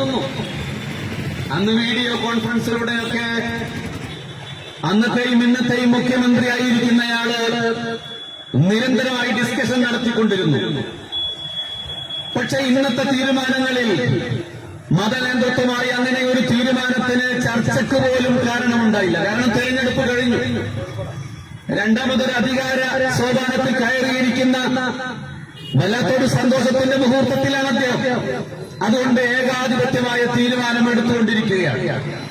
ഇത് വീരവാണ്ട കട്ടബൊമ്മൻ ഭരിക്കുന്ന ഇത് സാമ്രാജ്യമല്ല, ഇത് ചോള സാമ്രാജ്യമല്ല, ജനാധിപത്യ ഭരണകൂടം നിൽക്കുന്ന ഒരു സ്റ്റേറ്റാണ്. നിവേദനങ്ങൾ ഒരുപാട് നൽകിയിട്ടില്ലേ? മുഖ്യമന്ത്രിക്ക് നിവേദനം നൽകിയിട്ടില്ലേ? നേരിട്ട് സംസാരിച്ചിട്ടില്ലേ? കോവിഡ് പ്രോട്ടോകോൾ എല്ലാം പാലിക്കുന്ന രീതിയിലുള്ള എല്ലാ തീരുമാനങ്ങളും ഇവിടുത്തെ മതവിശ്വാസികൾ അംഗീകരിച്ചിട്ടില്ലേ? ആദ്യഘട്ടത്തിൽ ഇതിന്റെ ഫസ്റ്റ് വേവ് ഉണ്ടായ ഒരു കാലഘട്ടത്തിൽ ജുമാ മുടക്കുന്ന രീതിയിലേക്ക്, നിസ്കാരം മാറ്റിവെക്കുന്ന ഒരു രീതിയിലേക്ക് മതവിശ്വാസികൾ തീരുമാനം അംഗീകരിക്കുന്ന ഒരു അവസരമുണ്ടായി. പക്ഷെ ഇപ്പോൾ എന്താണ് ഉണ്ടാകുന്നത്? എല്ലാ രംഗത്തും ആനുകൂല്യങ്ങൾ ഉണ്ടാവുകയാണ്.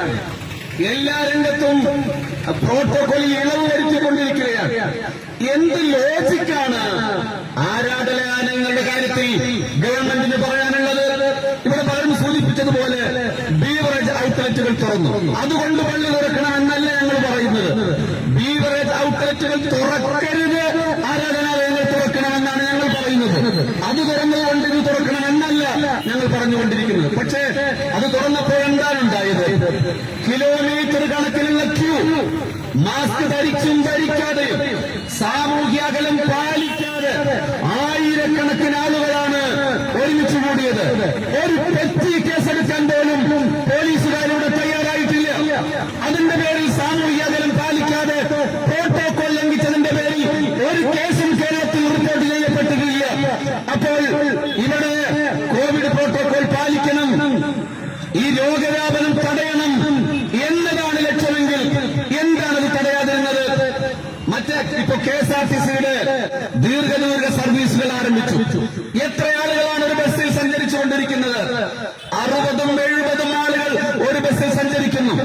തിങ്ങിക്കൂടി സഞ്ചരിക്കുന്ന സംവിധാനം ഉണ്ടാകുന്നു. അവിടെ പ്രോട്ടോകോൾ ലംഘനം നടക്കുന്നില്ലേ? സാമൂഹിക അകലം അവിടെ ഇല്ലാതെയാകുന്നില്ലേ? എന്തുകൊണ്ടാണ് അതിന് അനുവാദം കൊടുത്തത്? നികുതി വരുമാനമാണ് പ്രശ്നമെങ്കിൽ രാജ്യത്തെ പൗരന്റെ സുരക്ഷയ്ക്കപ്പുറം നികുതി വരുമാനമാണ് ആഗ്രഹിക്കുന്നത് എങ്കിൽ നിങ്ങളുടെ ഈ മുഖമൂടി അടിഞ്ഞു വീഴാൻ തുടങ്ങുകയാണ്. ഞങ്ങൾ പള്ളികളിൽ കൃത്യമായ പ്രോട്ടോകോൾ പാലിക്കുന്നില്ലേ? നിങ്ങൾ പറയുന്നത് ആയിരക്കണക്കിന് ആളുകൾക്ക് പോലും വിശ്വാസികൾക്ക് അനുവാദം കൊടുക്കണമെന്നല്ല. സാങ്കേതികമായി നിലനിൽക്കാൻ 40 ആളെങ്കിലും അനുവദിക്കണം. 100 ആളെ അനുവദിച്ചൊരു ഘട്ടമുണ്ടായിരുന്നല്ലോ ഇവിടെ. 40 ആളുകളെങ്കിലും അനുവദിക്കണം. വീടുകളിൽ നിന്ന് അംഗസ്നാനം ചെയ്ത് ശുദ്ധീകരിച്ചിട്ടാണ് അവർ വരുന്നത്. പള്ളിയിലേക്ക് വരുമ്പോൾ അവർ സാനിറ്റൈസർ ഉപയോഗിക്കുന്നുണ്ട്. അവരുടെ പേരുകൾ രജിസ്റ്ററിൽ കൃത്യമായി രേഖപ്പെടുത്തുന്നുണ്ട്. അവരുടെ മൊബൈൽ നമ്പർ കൃത്യമായി അതിനൊരു മോണിറ്റർ ചെയ്ത് അവിടെ രേഖപ്പെടുത്തുന്നുണ്ട്. വരി നിൽക്കുമ്പോൾ 2 ആൾ അകലത്തിലാണ് സെൽഫുകൾ നിൽക്കുന്നത്. 15 മിനിറ്റ് കൊണ്ട് വെള്ളിയാഴ്ച ആഴ്ചയിലെ ഒരു ദിവസത്തെ വെള്ളിയാഴ്ച ജുമാ 15 മിനിറ്റ് കൊണ്ട് അവസാനിപ്പിക്കാൻ കഴിയും. 10 മിനിറ്റ് കൊണ്ട് പോലും അവസാനിപ്പിക്കാൻ കഴിയുന്ന തരത്തിൽ അതിന് ക്രമീകരണം മതസംഘടനകളുടെ ഏർപ്പെടുത്തിയിട്ടുണ്ടായിരുന്നില്ലേ? തിരിച്ചു മടങ്ങുമ്പോൾ വന്ന വഴിയിലൂടെ അല്ലാതെ മറ്റു വഴികളിലൂടെ പള്ളിയിൽ നിന്ന് അകലം പാലിച്ച് പുറത്തു കിടക്കാനുള്ള സംവിധാനം ഉണ്ടായില്ലേ? മാത്രമല്ല, അങ്ങാടിയിൽ ഒരുമിച്ച് കൂടുന്നത് പോലെ, ഷോപ്പിംഗ് മാളുകളിൽ ഒരുമിച്ച് കൂടുന്നത് പോലെ അവിടെയും ഇവിടെയുമുള്ള ദൂരത്തുള്ള ആളുകളല്ല ഒരുമിച്ച് കൂടുന്നത്. ഒരു മഹല്ല് പരിധിയില് പരസ്പരം അറിയുന്ന, കണ്ടാലറിയുന്ന, പേര് കേട്ടാൽ അറിയുന്ന ആളുകളാണ് അവിടെ ഒരുമിച്ച് കൂടുന്നത്. ആർക്കെങ്കിലും ഈ രോഗബാധ ഉണ്ടായാൽ പോലും അവർ വരാതിരിക്കാനുള്ള സംവിധാനം ഏർപ്പെടുത്താനുള്ള മോണിറ്റർ സിസ്റ്റം ഓരോ മഹല്ലിലുമുണ്ട്. തീരുന്നില്ല. 15 വയസ്സിന് താഴെയുള്ള കുട്ടികൾ ഞങ്ങൾ പള്ളിയിൽ പങ്കെടുക്കേണ്ട എന്ന് പറഞ്ഞിട്ടുണ്ട്. 60 വയസ്സിനും 65 വയസ്സിന് മുകളിലുള്ള വൃദ്ധന്മാരായ ആളുകൾ പള്ളികളിലേക്ക് വരണ്ട എന്ന് പറഞ്ഞിട്ടുണ്ട്. രോഗാവസ്ഥയിലുള്ള ആളുകൾ പള്ളിയിലേക്ക് വരണ്ട എന്ന് പറയുന്നുണ്ട്.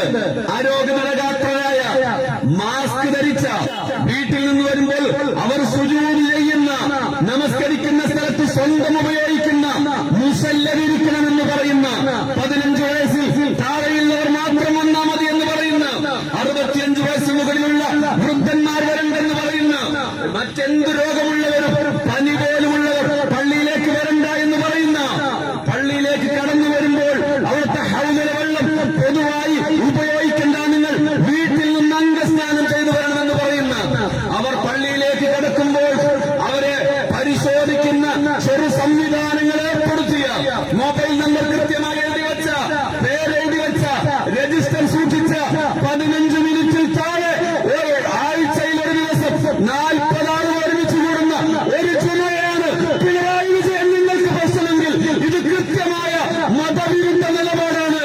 അങ്ങാടികളിൽ ആരാണ് മാസ്ക് ധരിക്കുന്നത്? ആരാണ് പേരെഴുതി വെക്കുന്നത്? ആരാണ് കൃത്യമായി സാമൂഹ്യ അകലം പാലിക്കുന്നത്? താങ്കളുടെ പത്രസമ്മേളനത്തിൽ ഈ സാമൂഹ്യ അകലമില്ല. സത്യപ്രതിജ്ഞയിൽ 500-ലേറെ ആളുകൾ പങ്കെടുത്തപ്പോ അത് ഓൺലൈനായി നടത്താനുള്ള സംവിധാനം ഉണ്ടായിരിക്കെ, അല്ലെങ്കിൽ പോട്ടെ ഭരണഘടനാപരമായി അത്തരമൊരു പരിപാടിക്ക് സാന്നിധ്യം ആവശ്യമാണെങ്കിൽ MLA-മാർ മാത്രം വേണ്ടിയിരുന്ന, അല്ലെങ്കിൽ അത് ഘട്ടം ഘട്ടമായി നടപ്പിലാക്കാൻ 2-3 ദിവസം കൊണ്ട് നടപ്പിലാക്കാൻ കഴിയുന്ന ഒരു സംവിധാനത്തെ ആഘോഷപൂർവ്വം നടത്തിയ താങ്കളാണോ ഇത് പറയുന്നത്? മുഖ്യമന്ത്രി പിണറായി വിജയൻ ഓരോ സന്ധ്യക്കും വന്ന് തള്ളുന്ന ഒരു തള്ളുണ്ട്. നിങ്ങൾ സാമൂഹ്യ അകലം പാലിക്കണമേ എന്ന്. ആരാണത് ലംഘിച്ചത്? ആദ്യഘട്ടത്തിൽ ആരാണത് ലംഘിച്ചത്? എല്ലാവർക്കും ഉത്തരവാദിത്തമുണ്ട്. പക്ഷെ മുഖ്യമന്ത്രി ജനങ്ങളെ ഉപദേശിക്കുന്ന ഒരാളല്ലേ? സ്റ്റേറ്റിന്റെ ഭരണാധികാരിയല്ലേ? കണ്ണൂർ ജില്ലയിലെ ധർമ്മടത്ത് രാഷ്ട്രീയ പൊതുവേദിയിൽ 1000-കണക്കിന് ആളുകളെ ഒരുമിച്ച് കൂട്ടി രാഷ്ട്രീയ പ്രചരണം നടത്തിയ മുഖ്യമന്ത്രിയാണ്. 40 ആളുകൾ വരുന്ന ഒരു ജുമ പോലും നടത്താൻ പാടില്ലെന്ന് കിട്ടൂടെ നടത്തുന്നതെങ്കിൽ ഞങ്ങൾക്കൊന്നേ പറയാനുള്ളൂ, നിങ്ങളുടെ കമ്മ്യൂണിസ്റ്റ് ആശയം നടപ്പിലാക്കുന്നു എന്ന് ഞാൻ ആരോപിക്കുന്നില്ല. കാരണം ഇത് കമ്മ്യൂണിസ്റ്റ് ചൈനയല്ല. അങ്ങനെ ഇവിടെ നടപ്പിലാക്കാൻ ശ്രമിച്ചാൽ ഇത് കമ്മ്യൂണിസ്റ്റ് ചൈനയും ക്യൂബയുമല്ല. ക്യൂബയിൽ തന്നെ ഇന്നലെ ഉണ്ടാകുന്നത് ഏകാധിപത്യ ഭരണത്തിനെതിരെ 10,000-കണക്കിന് ആളുകൾ തെരുവിലിറങ്ങി പ്രക്ഷോഭം നയിക്കുകയാണ്. ബംഗാളിന്റെ തകർച്ച നിങ്ങളുടെ ഓർമ്മയിലുണ്ടാകണം. ആ ഓർമ്മ അത്തരമൊരു പ്രക്ഷോഭത്തിലേക്ക് ഇറങ്ങും. പക്ഷെ ഒരാൾ സംശയിച്ചാൽ ഇത് കൃത്യമായ മതവിരുദ്ധ അജണ്ടയാണ് നടപ്പിലാക്കുന്നത് എന്നൊരാൾ സംശയിച്ചാൽ അവരെ കുറ്റം പറയാൻ കഴിയുന്ന ഒരു ലോജിക്കും നിങ്ങളുടെ മുന്നിലില്ല. അത്തരമൊരു ആരോപണത്തിലേക്ക് ഉത്തരവാദിത്തപ്പെട്ട മതസംഘടനകൾ അടുത്ത ഘട്ടത്തിലേക്ക് നീങ്ങുന്നതിന് മുമ്പ് ഇത് കൃത്യമായ അജണ്ടയാണെന്ന് പറഞ്ഞ് തെരുവിലിറങ്ങി നിയമം ലംഘിക്കുന്നതിന് മുമ്പ് തീരുമാനമെടുത്തില്ലെങ്കിൽ ഇവിടെ ഉത്തരവാദിത്തപ്പെട്ട ഇന്ത്യൻ യൂണിയൻ മുസ്ലിം ലീഗിന്റെ ഭാരവാഹികളുണ്ട്. തൃശൂർ ജില്ലയിലെ എല്ലാ മതേതരത്വത്തിന്റെ ആളുകളും ഇവിടെയുണ്ട്. പ്രിയപ്പെട്ട ഫാദർ ഇവിടെ സംസാരിച്ചു. പാറമേക്കാട് ദേവസ്വത്തിന്റെ പ്രതിനിധി ഇവിടെ സംസാരിച്ചു കഴിഞ്ഞിട്ടുണ്ട്. ഞങ്ങൾ ഉറപ്പിച്ചു പറയുന്നു, ഗാന്ധിജി ജീവിച്ച നാടാണിത്. നിയമലംഘനവും അതൊരു വലിയ സമരമുറയായി കരുതിയ ഗാന്ധിജിയുടെ ഇന്ത്യയിൽ നിയമലംഘനം നടത്തേണ്ടി വന്നാൽ ഞങ്ങളത് നടത്തും. അപ്പൊ പിന്നെ ഇത് നേരത്തെ തബ്ലീഗ് കോവിഡ് എന്ന് പറഞ്ഞതുപോലെയുള്ള ഇസ്ലാമോഫോബിയയുമായി വന്നിട്ട് കാര്യമുണ്ടാകില്ല, അല്ലേ? കുംഭമേളയിൽ 10,000-കണക്കിന് ആളുകൾ പങ്കെടുത്ത, ലക്ഷക്കണക്കിന് ആളുകൾ പങ്കെടുത്ത ഒരു രാജ്യത്താണ് ഇസ്ലാമോഫോബിക്കായ ചില ആളുകൾ തബ്ലീഗ് കോവിഡ് എന്ന് പറയുന്നത്. ഇപ്പോ ചിലരൊക്കെ ഒറ്റപ്പെട്ട ചില കമ്മ്യൂണിസ്റ്റുകാർ കമന്റിൽ വന്നിട്ട് പറയാണ്, നിങ്ങൾ മതവിശ്വാസികളല്ലേ, നിങ്ങൾ ക്ഷമിക്കേണ്ടവരല്ലേ, നിങ്ങൾ സഹനത്തിന്റെ ആളുകളല്ലേ? വൈദേശിക ആധിപത്യത്തിനെതിരെ സഹന സമരത്തിന്റെ വീരകരം തീർത്ത ഗാന്ധിജി ഉപ്പുകുറുക്കി നിയമലംഘനം സമരമായി പ്രഖ്യാപിച്ചിട്ടുണ്ടെങ്കിൽ ഇതൊരു സൂചനയാണ്. തൃശൂർ ജില്ലയുടെ അധികാരികൾ, ഇത് പരിശോധിക്കുന്ന ആളുകൾ, ചാനലുകൾ ഇതൊക്കെ നിങ്ങളുടെ മുന്നിലെത്തിക്കുമ്പോൾ ഇതൊരു സൂചനയാണ്. വേണ്ടി വന്നാൽ പരസ്യമായി നിയമലംഘനം നടത്തി തൃശൂർ ജില്ലാ കലക്ടറേറ്റിന്റെ മുന്നിൽ മതവിശ്വാസികൾ ഒന്നിച്ചണിവരുന്ന നിസ്കരിക്കേണ്ടി വരുന്ന ഒരവസ്ഥയിലേക്ക് നിങ്ങൾ ഞങ്ങളെ കൊണ്ടുപോകരുത്. ഇതൊരു മുന്നറിയിപ്പ് മാത്രമാണ്. NRCയുടെ CAയുടെ സമരകാലത്ത് ഇന്ത്യയിൽ വലിയ പ്രക്ഷോഭമുണ്ടായപ്പോ തൃശൂർ ജില്ലയിൽ തിരമാല കണക്ക് അറബിക്കടലിന്റെ അലമാലകളെ പോലെ 10,000-കണക്കിന് ആളുകൾ ഒരുമിച്ച് കൂടിയ ആ പ്രക്ഷോഭം നിങ്ങളുടെ മുന്നിൽ ഞങ്ങൾ വെക്കുകയാണ്. ഞാൻ സമസ്ത ജമാഅത്തുലമയുടെ പ്രതിനിധിയായിട്ടാണ് സംസാരിക്കുന്നത്. ഇന്ത്യൻ ജമാഅത്തെ ഇസ്ലാമിയുടെ പ്രതിനിധി സദസ്സിലുണ്ട്, KNMന്റെ പ്രതിനിധിയുണ്ട്, ബിസ്ബിന്റെയും മർക്കസിന്റെയും പ്രതിനിധിയുണ്ട്, MESന്റെയും പ്രതിനിധിയുണ്ട്, ഇന്ത്യൻ യൂണിയൻ മുസ്ലിം ലീഗിന്റെ പ്രതിനിധികളുണ്ട്. അന്ന് ഞങ്ങൾ ഒന്നിച്ചാണ് CAക്കെതിരെ പ്രതിഷേധം നടത്തിയെങ്കിൽ ഞങ്ങൾ ഒരാഹ്വാനം നടത്തിയാൽ മതി, കൂട്ടരെ ഞങ്ങൾ ഒരാഹ്വാനം നടത്തിയാൽ മതി, ഫേസ്ബുക്കിൽ ഞങ്ങളുടെ നേതാക്കളുടെ ഒരു പ്രസ്താവന ഇറക്കിയാൽ മതി. ഈ കലക്ടറേറ്റിന്റെ മുന്നിൽ ഇന്നത്തെ ദിവസം ലക്ഷം ആളുകൾ ഒരുമിച്ച് കൂട്ടാൻ ഞങ്ങൾക്ക് ഒരൊറ്റ ദിവസത്തെ സാവകാശമേ ഉള്ളൂ. ഇതൊരു മുന്നറിയിപ്പാണ്. ഞങ്ങൾ ഈ രാജ്യത്തെ നിയമം അംഗീകരിക്കുന്നവരാണ്, ഈ രാജ്യത്തെ സുരക്ഷ ആഗ്രഹിക്കുന്നവരാണ്, സാമൂഹ്യ വ്യാപനം ഉണ്ടാകരുതെന്ന് ആഗ്രഹിക്കുന്നവരാണ്. ആദ്യഘട്ടത്തിൽ എത്രയോ പ്രധാനപ്പെട്ട ഒരു വിശ്വാസി ഹൃദയത്തിൽ സൂക്ഷിക്കുന്ന ആരാധനയെ 1 വർഷത്തോളം പള്ളിയിൽ നിന്ന് മാറ്റിവെച്ചവരാണ് ഞങ്ങൾ. വീട്ടിൽ വെച്ച് നിസ്കരിച്ചാലും സാധ്യമാകുന്ന രീതിയിൽ, എവിടെ നിസ്കരിച്ചാലും സാധ്യമാകുന്ന രീതിയിലുള്ള മതവിശ്വാസികളാണ് ഞങ്ങൾ. പള്ളിയിൽ തന്നെ പോകണമെന്നില്ല. അത്തരമൊരു പ്രതിസന്ധി ഘട്ടത്തിൽ, അത്തരമൊരു പ്രയാസകരമായ ഘട്ടത്തിൽ, പക്ഷേ ആ പ്രയാസം ഇപ്പോഴുണ്ട് ഇവിടെ. ഇതിലൂടെ ഓടുന്ന KSRTC എത്ര ആളുകളാണ്? 60 ആളുകൾ. ഞങ്ങൾ ചോദിക്കുന്നത് 40 ആളുകൾ അനുവദിക്കാനാണ്. KSRTCയിലെ സീറ്റ് സംവിധാനം എങ്ങനെയാണ്? ആളുകൾ ഒരുമിച്ച് കൂടുന്നില്ലേ? നിങ്ങൾ കലക്ടറേറ്റ് പരിശോധിക്ക്. കലക്ടറേറ്റിന് മുന്നിലാണ് സംസാരിക്കുന്നത്. 1000-ൽ താഴെ ആളുകൾ ഇപ്പോ കലക്ടറേറ്റിലില്ലേ? അതിന്റെ മൂക്കിന് മുമ്പിൽ നിന്നാണ് ഞങ്ങൾ സംസാരിക്കുന്നത്. മാളുകളിൽ ആളുകൾ കയറുന്നില്ലേ? താങ്കളുടെ പത്രസമ്മേളനങ്ങളിൽ 50-ൽ താഴെ പത്രപ്രതിനിധികൾ പങ്കെടുക്കുന്നില്ലേ?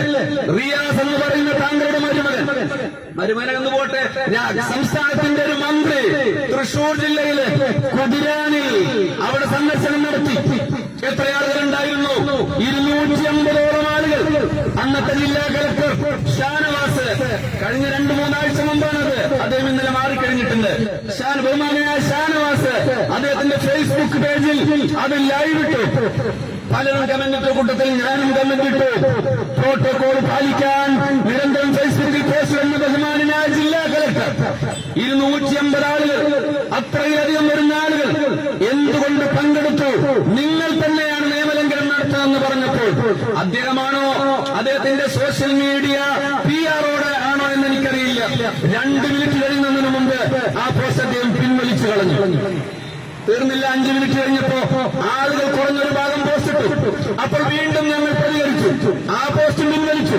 ഞാനിത് ചുമ്മാ പറയില്ല, 2 തവണ തൃശൂർ ജില്ലാ കളക്ടർ ആ പോസ്റ്റ് പിൻവലിച്ചു. നിങ്ങൾ ഇപ്പോഴും പരിശോധിച്ച് നോക്കൂ, മന്ത്രി റിയാസിന്റെ ഫേസ്ബുക്ക് പോസ്റ്റിൽ ഇപ്പോഴും ആ വീഡിയോ കിടക്കുന്നുണ്ട്. 250-ലേറെ ആളുകൾ. ശരിയാണ്, വികസന പ്രവർത്തനങ്ങൾ പരിശോധിക്കാൻ, വിലയിരുത്താൻ സ്റ്റേറ്റിന്റെ ഒരു മന്ത്രി സന്ദർശനം നടത്തണം. അതിന് അദ്ദേഹത്തെ സുരക്ഷ നൽകുന്ന പോലീസുകാർ, അനുബന്ധരായ മന്ത്രിമാർ, ജില്ലയെ പ്രതിനിധീകരിക്കുന്ന മന്ത്രിമാർ, പ്രദേശത്തിന്റെ MLA, മരാമത്ത് വകുപ്പുമായി ബന്ധപ്പെട്ട ഉദ്യോഗസ്ഥന്മാർ, 25 ആളുകളിൽ താഴെ പങ്കെടുക്കേണ്ട ഒരു പരിപാടി മുഖ്യമന്ത്രിയുടെ മരുമകൻ തന്നെ 200-ലേറെ ആളുകളെ കൊണ്ടുവന്ന് ആഘോഷപൂർവ്വം ഉദ്ഘാടനമല്ല, ഒരു സന്ദർശനം. അതില് പ്രോട്ടോകോൾ ലംഘിക്കുമ്പോ കേസെടുക്കും മുഖ്യമന്ത്രി.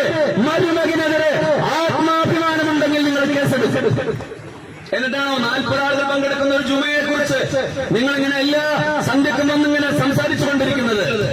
പ്രോട്ടോകോൾ പാലിക്കണമെന്ന്. അപ്പോഴാണ് ഇതൊരു കൃത്യമായ TN പ്രതാപൻ ഒക്കെ ഇവിടെ പറഞ്ഞതുപോലെ ഇതൊരു മതനിരാസ കൃത്യമായ അജണ്ടയാണെന്ന് അദ്ദേഹം പറഞ്ഞത്. അതുപോലെ അംഗീകരിക്കേണ്ടി വരുന്നൊരവസ്ഥ വരുന്നത്. എന്ത് ലോജിക്കാണ് ഇതിലുള്ളത്? നോക്കൂ നിങ്ങൾ, ഞങ്ങൾ ആവശ്യപ്പെടുന്ന TPR 10-ൽ താഴെയുള്ള പ്രദേശങ്ങളിൽ അനുവദിക്കണമെന്നാണ്. കേരളത്തിലെ എല്ലാ പള്ളികളും നാളെ മുതൽ തുറക്കണമെന്നല്ല. കേരളത്തിലെ എല്ലാ പള്ളികളും ആയിരക്കണക്കിന് ആളുകൾക്ക് ജുമ അനുവദിക്കണമെന്നല്ല. ഞങ്ങൾ ആവശ്യപ്പെടുന്നത് 10-ൽ താഴെ TPR റിപ്പോർട്ട് ചെയ്യപ്പെട്ട സ്ഥലങ്ങളിൽ അനുവദിക്കണമെന്നാണ്. അത് തന്നെ വലിയൊരു കോമഡിയാണ്. ഈ TPR എന്ന സിസ്റ്റം തന്നെ കോമഡിയാണ്. ഒരു സ്ഥലത്ത് 2 ആളുകൾ പരിശോധന നടത്തി, ഒരാൾക്ക് പോസിറ്റീവായാൽ 50% അവിടെ TPR. ഇതെന്തൊരു കോമഡിയാണ്.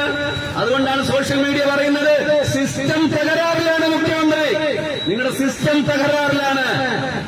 IMA പറയുന്നു, കഴിഞ്ഞ ദിവസം പറഞ്ഞു 3 വേവ് വരാൻ പോവുകയാണ്. കോവിഡിന്റെ 3ാം തരംഗം ഉണ്ടാവാൻ പോവുകയാണ്. നോക്കൂ, ആ പ്രസ്താവനയിൽ അവർ ആദ്യമായി മുന്നോട്ട് വെച്ചത് ആരാധനാലയങ്ങൾ അടച്ചിടണം, ആഘോഷങ്ങൾ നിർത്തിവെക്കണമെന്നാണ്. എന്താ എല്ലാവരും ആരാധനാലയങ്ങളെ മുന്നോട്ട് വെക്കുന്നത്? ആദ്യം ഷോപ്പിംഗ് മാളുകൾ അടച്ചിടണമെന്ന് നമ്മുടെ അഭ്യർത്ഥനയല്ല കേട്ടോ. അതും വലിയ കോമഡിയാണ്. വെള്ളിയാഴ്ച മാത്രം കച്ചവട സ്ഥാപനങ്ങൾ തുറക്കുക. അതുവരെ എല്ലാവരും കൂടി വെള്ളിയാഴ്ച ഒരു അങ്ങാടിയിലേക്ക്. ആരാണ് ഇയാൾക്ക് ഉപദേശങ്ങൾ കൊടുത്തുകൊണ്ടിരിക്കുന്നത്? 6-7 ഉപദേശകന്മാരുള്ള ഇന്ത്യയിലെ ഏക മുഖ്യമന്ത്രിയാണ് പിണറായി വിജയൻ. സ്വന്തമായ ഒരു തീരുമാനമെടുക്കാൻ കഴിയാത്ത മുഖ്യമന്ത്രി. ആരാണ് ഇയാൾ ഉപദേശിച്ചുകൊണ്ടിരിക്കുന്നത്? വെള്ളിയാഴ്ച മാത്രം അങ്ങാടികൾ തുറന്നാൽ ജനബാഹുല്യം ഉണ്ടാകില്ലേ? അവിടെ സകല പ്രോട്ടോകോളും ലംഘിക്കില്ലേ? സാമൂഹിക അകലം ലംഘിക്കില്ലേ? അതിന് കൃത്യമായ ഒരു ലോജിക്ക് പറയാൻ ഇന്നലെ വരെ മുഖ്യമന്ത്രിക്ക് കഴിഞ്ഞിട്ടില്ല. അപ്പൊ ഈ TPR ഒരു കോമഡിയാണ്. 2 ആൾ പരിശോധന നടത്തി, ഒരാൾക്ക് പോസിറ്റീവായാൽ 50% അവിടെ പോസിറ്റിവിറ്റി റേറ്റ്. അപ്പൊ അവിടെ പള്ളി തുറക്കാൻ പറ്റില്ല, ആരാധനാലയങ്ങൾ തുറക്കാൻ കഴിയില്ല. നമ്മൾ ഈ 50% എന്ന് പറയുമ്പോൾ ആളുകൾ പേടിക്കും. അതിലെ പൊട്ടത്തരം, അതിലെ വിഡ്ഢിത്തരം മനസ്സിലാക്കണം. ഒരാൾക്ക് പോലും ഉണ്ടായാൽ, 2 ആൾ പരിശോധിച്ച് ഒരാൾക്ക് പോലും ഉണ്ടായാൽ 50% അവിടെ TPR റേറ്റ് വരുന്നത്, ഫലം വരുന്നത്. ഞങ്ങൾ അത് അംഗീകരിച്ചുകൊണ്ട് പറയാണ്, 10-ൽ താഴെയുള്ള സ്ഥലത്ത് പള്ളി തുറന്നാൽ മതി. വെള്ളിയാഴ്ച ജുമക്ക് ഇപ്പൊ 15 ആളുകൾക്ക് ജുമ നിസ്കാരത്തിനുള്ള അനുവാദം നൽകിയിട്ടുണ്ട്. മറ്റൊരു സ്ഥലത്തും ഇല്ലാത്ത ജാഗ്രത ഞങ്ങൾ പാലിക്കുമെന്ന് ഉറപ്പു തരുന്നു. അത് നിങ്ങളോടുള്ള എന്തെങ്കിലും തരത്തിലുള്ള വിധേയത്വം കൊണ്ടല്ല. ഞങ്ങൾക്ക് ഞങ്ങളുടെ വിശ്വാസികളുടെ കാര്യത്തിൽ ഭയമുണ്ട്, ഞങ്ങളുടെ ആരോഗ്യത്തിൽ ഞങ്ങൾക്ക് ഭയമുണ്ട്. ഈ ജനാധിപത്യ രാജ്യത്തിന്റെ നിയമവ്യവസ്ഥകളെ അംഗീകരിക്കുകയും അതിനെ ബഹുമാനിക്കുകയും ചെയ്യുന്നവരാണ്. അതുകൊണ്ട് കൃത്യമായ രീതിയിൽ പ്രോട്ടോകോൾ പാലിച്ചുകൊണ്ട് വെള്ളിയാഴ്ച പള്ളി തുറക്കാനുള്ള അനുവാദം, അടുത്ത വെള്ളിയാഴ്ചയെങ്കിലും തുറക്കാനുള്ള അനുവാദം തരണം. അത് തന്നിട്ടില്ലെങ്കിൽ ഞാൻ ആവർത്തിച്ചു പറയുന്നു, ഉത്തരവാദിത്തപ്പെട്ട ഒരു മതസംഘടന, ഞങ്ങളുടെ നേതൃത്വം, ഞങ്ങളുടെ അങ്ങനെ ഒരു ആഹ്വാനം ഞങ്ങൾക്ക് നൽകുകയാണെങ്കിൽ അത് നടപ്പിലാക്കും. എന്നാൽ വ്യക്തിപരമായി ഞാൻ പറയുകയാണ്, നിയമലംഘനത്തിലൂടെയാണ് സാധ്യമാകുന്നതെങ്കിൽ അത്തരമൊരു നിയമലംഘനത്തിന് നിങ്ങളോട് കൂടെ ചേർന്ന് നിൽക്കാൻ ഞങ്ങളുണ്ടാകും. പ്രാർത്ഥിക്കുകയാണ്. എല്ലാവർക്കും നല്ലത് വരട്ടെ, സന്തോഷമുണ്ടാകട്ടെ. Thank you. അസ്സലാമു അലൈക്കും. നമസ്കാരം.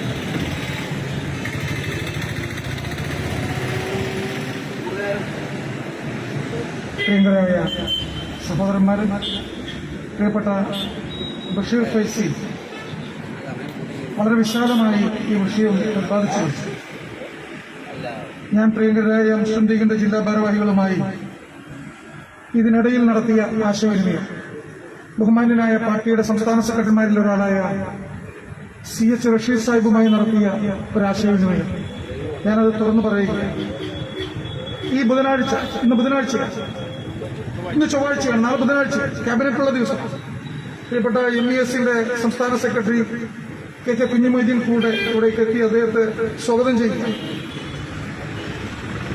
വെള്ളിയാഴ്ചയ്ക്ക് മുൻപ് വിശ്വാസി സമൂഹത്തിന് ആരാധനാ സ്വാതന്ത്ര്യം അനുവദിക്കാൻ ഭരണകൂടം തയ്യാറായില്ലെങ്കിൽ ഈ വെള്ളിയാഴ്ച ജുമാ നമസ്കാരവും ക്ഷേത്ര ദർശനത്തിനും കുർബാനയ്ക്കും ഈ കലക്ടറേറ്റിന്റെ മുൻവശം സാക്ഷിയായി മാറും. പുതിയ സമരമുറയ്ക്ക് മുസ്ലിം ലീഗിന്റെ ജില്ലാ കമ്മിറ്റി നേതൃത്വം കൊടുക്കുമെന്ന് പറയാൻ ഈ സന്ദർഭം ഞാൻ ഉപയോഗപ്പെടുത്തുക.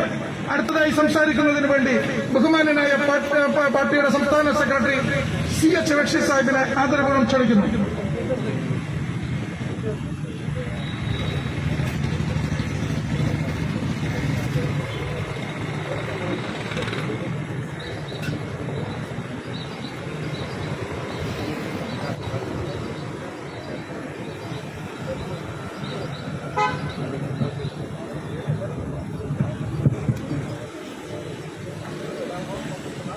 ഈ പ്രതിഷേധ സംഗമത്തിൽ അധ്യക്ഷത വഹിക്കുന്ന മുസ്ലിം ലീഗിന്റെ ജില്ലാ പ്രസിഡന്റ് പ്രിയങ്കരനായ CM മുഹമ്മദ് റഷീദ് സാഹിബ്, ഇവിടെ നമ്മെ അഭിസംബോധന ചെയ്തുകൊണ്ട് സംസാരിച്ച പ്രിയങ്കരനായ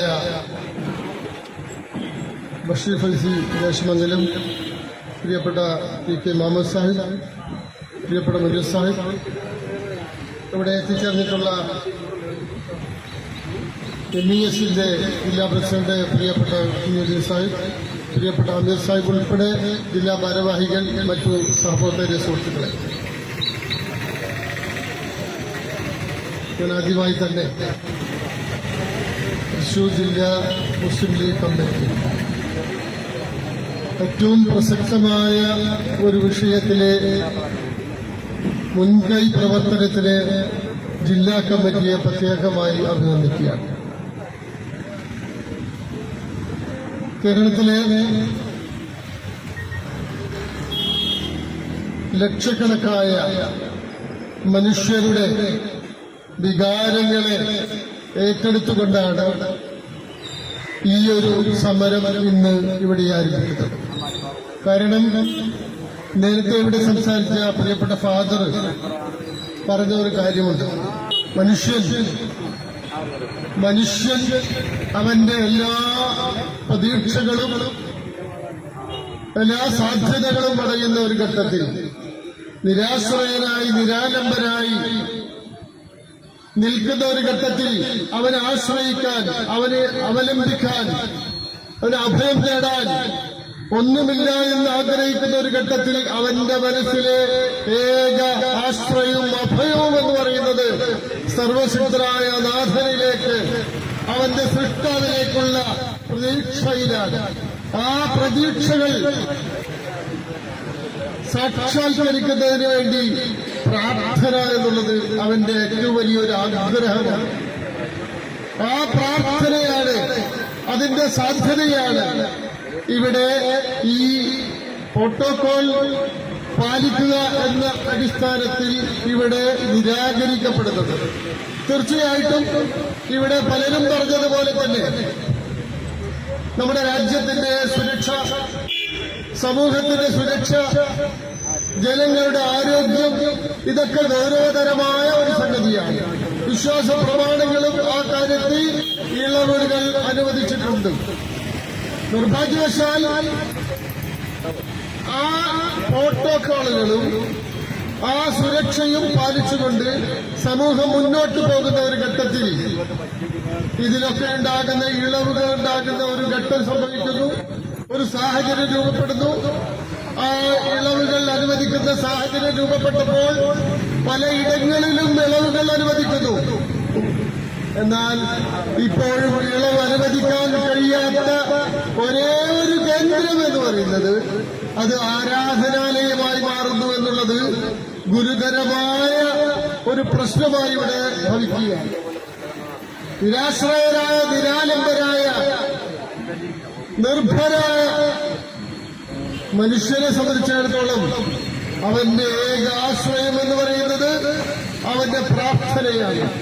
ആ പ്രാർത്ഥനയ്ക്ക് മാത്രം ഇവിടെ ഇളവ് അനുവദിക്കുന്നില്ല എന്ന് പറയുമ്പോൾ ആ പ്രാർത്ഥനയോടോ ആ ആരാധനാലയങ്ങളോടോ ഇവിടെ എന്തോ ഒന്ന് പ്രത്യേകമായി കാത്തു സൂക്ഷിക്കുന്ന ഒരു ഭരണകൂടം നമ്മുടെ നാട്ടിലുണ്ട് എന്നുള്ളതാണ് ഇതിൽ നിന്ന് വളരെ വ്യക്തമാകുന്ന ഒരു സംഗതി.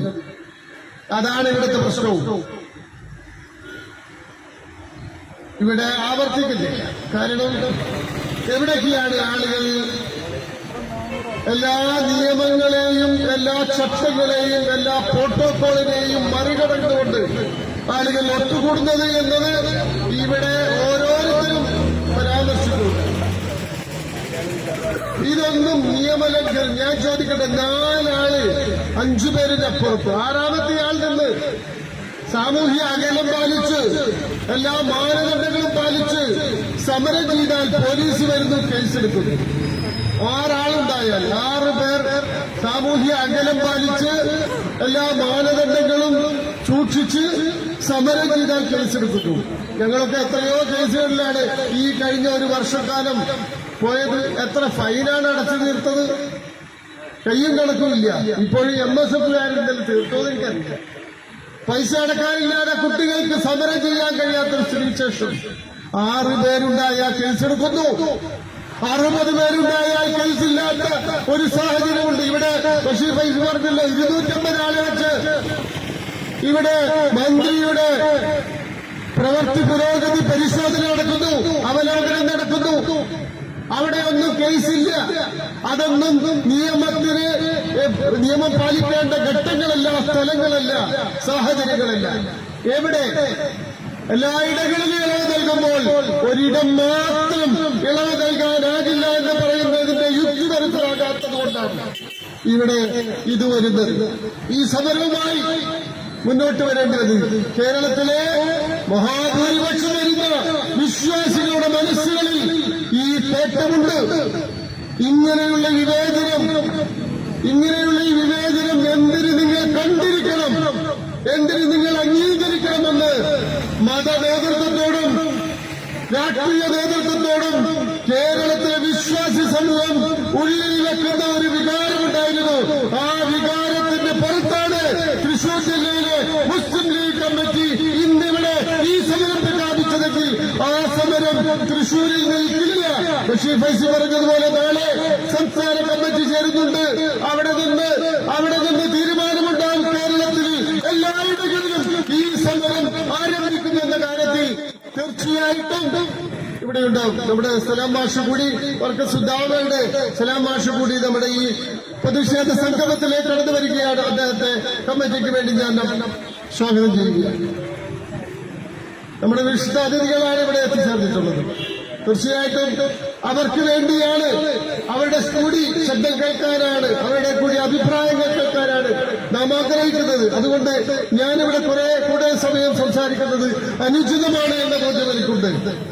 പക്ഷേ ഞാൻ പറയട്ടെ, കേരളത്തിലെ ദശലക്ഷക്കണക്കിന് വിശ്വാസികളുടെ മനസ്സിലെ ആഗ്രഹമാണ് എന്തുകൊണ്ട് ഈ അവഗണനക്കെതിരെ, ഈ വിവേചനത്തിനെതിരെ ഒരു പ്രതിഷേധം, ഒരു പ്രക്ഷോഭം ഇവിടെ ആരംഭിക്കുന്നില്ല.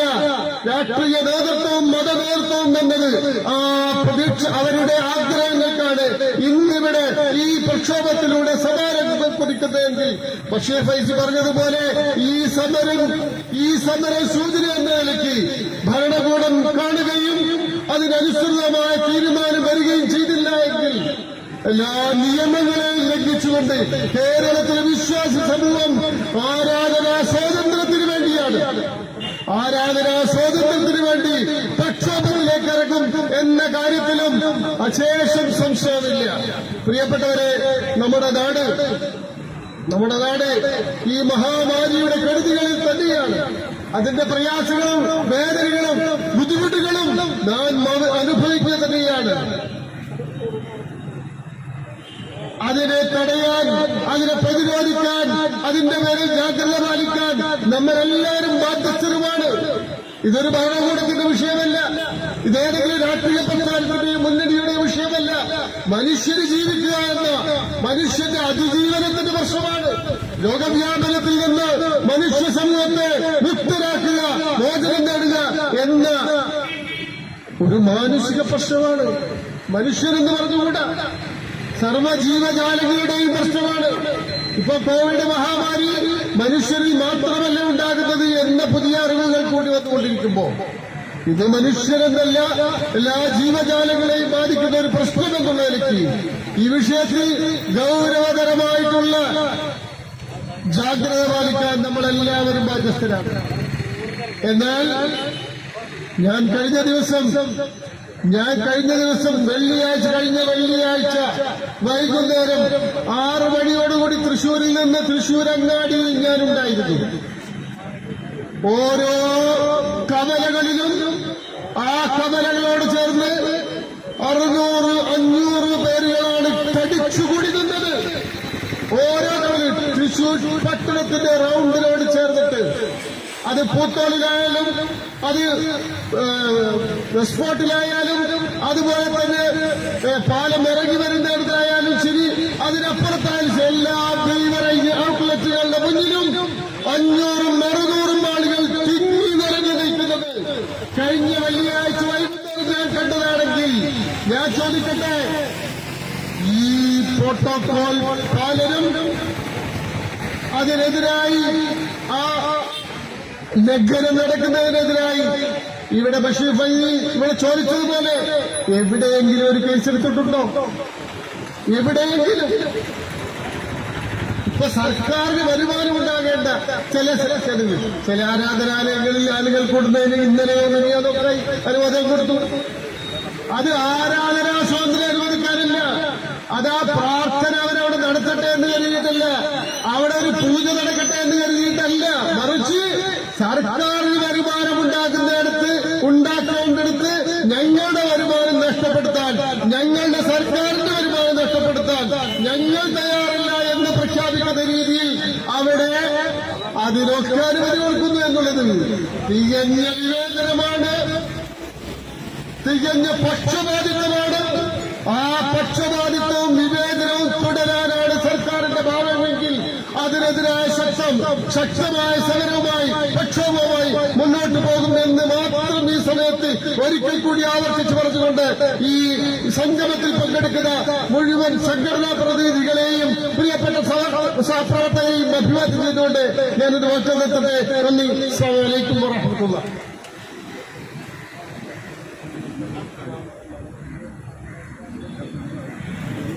പ്രിയമുള്ളവരെ, കേരളത്തിന്റെ വിദ്യാഭ്യാസ മേഖലകളിൽ നിസ്തുലമായ ഒട്ടേറെ സംഭാവനകൾ സമർപ്പിച്ച സംഘടനയാണ് മുസ്ലിം എഡ്യൂക്കേഷൻ സൊസൈറ്റി.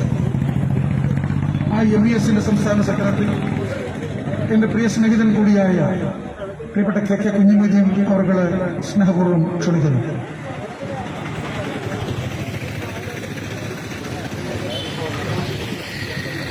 യോഗാധ്യക്ഷൻ ബഹുമാനായ സുഹൃത്ത് മുസ്ലിം ലീഗിന്റെ ജില്ലാ പ്രസിഡന്റ് സി മുഹമ്മദ് റഷീദ്,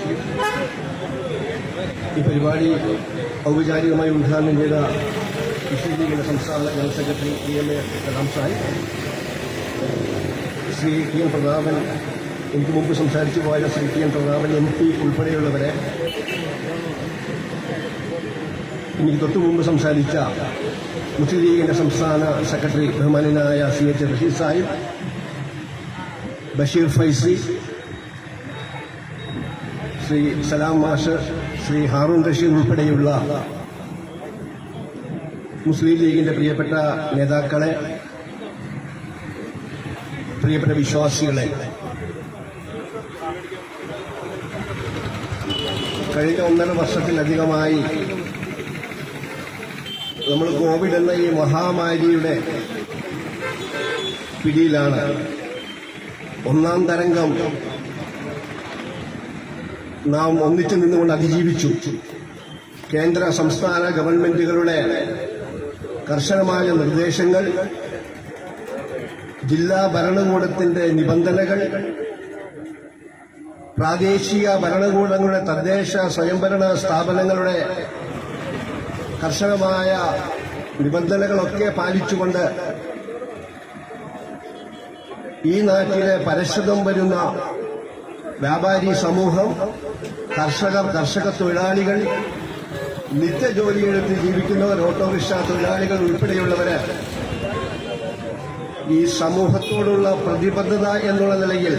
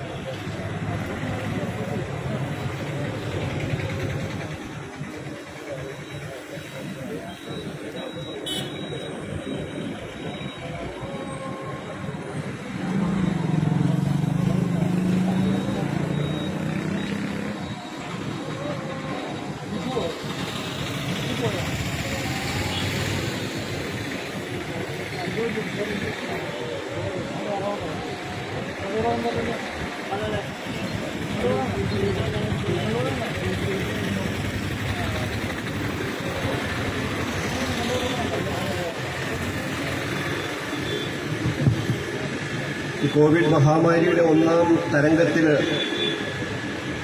വലിയ സാമൂഹ്യ പ്രതിബദ്ധത ഏറ്റെടുത്തുകൊണ്ട് ഈ നാട്ടിലെ മുഴുവൻ ജനങ്ങളും ഒന്നിച്ച് ഒറ്റക്കെട്ടായി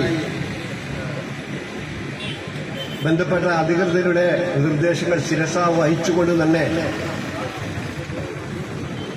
ഈ പ്രതിരോധ പ്രവർത്തനങ്ങൾ ഒന്നിച്ച് അണിനിരന്ന് അതിനെതിരെ ശക്തമായ ജാഗ്രത പുലർത്തിക്കൊണ്ട് തന്നെ അതിജീവനത്തിന് വേണ്ടിയുള്ള വളരെ ത്വരിതഗതിയിലുള്ള ശ്രമമാണ് ഈ രാജ്യത്തെ ജനങ്ങൾ നടത്തിയത്. ആ 1ാം കോവിഡ് തരംഗം അവസാനിക്കുമ്പോഴേക്കും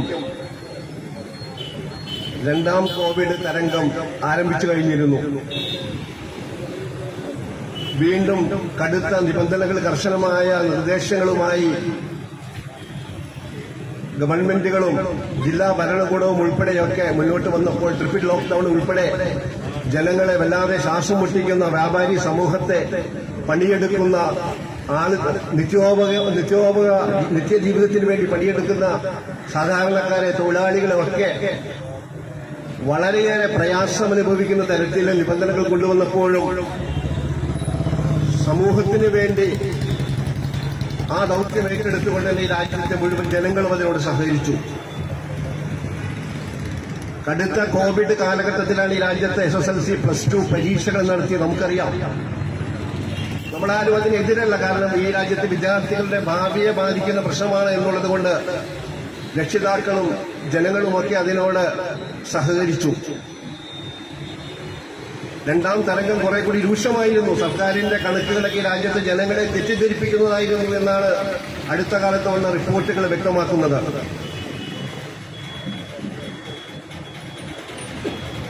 ഘട്ടം ഘട്ടമായി ജൂൺ പകുതിയായപ്പോഴേക്കും നിബന്ധനകൾക്ക് ഇളവ് വരുത്തി. ധനകാര്യ സ്ഥാപനങ്ങൾ ആഴ്ചയിൽ 3 ദിവസം പ്രവർത്തിക്കാനായി തീരുമാനമെടുത്തു. പൊതുഗതാഗതം, റെയിൽവേ, ബസ്സുകൾ ഭാഗികമായിട്ടാണെങ്കിലും ഓടാനായിട്ട് തീരുമാനമെടുത്തു. ബാറുകള്, ബിവറേജ് ഔട്ട്ലെറ്റുകൾ തുറക്കാൻ തീരുമാനമെടുത്തു. ഹോട്ടലുകൾ പരിമിതമായ തോതിൽ ഭക്ഷണം പാഴ്സലായിട്ട് നൽകാൻ തീരുമാനമെടുത്തു.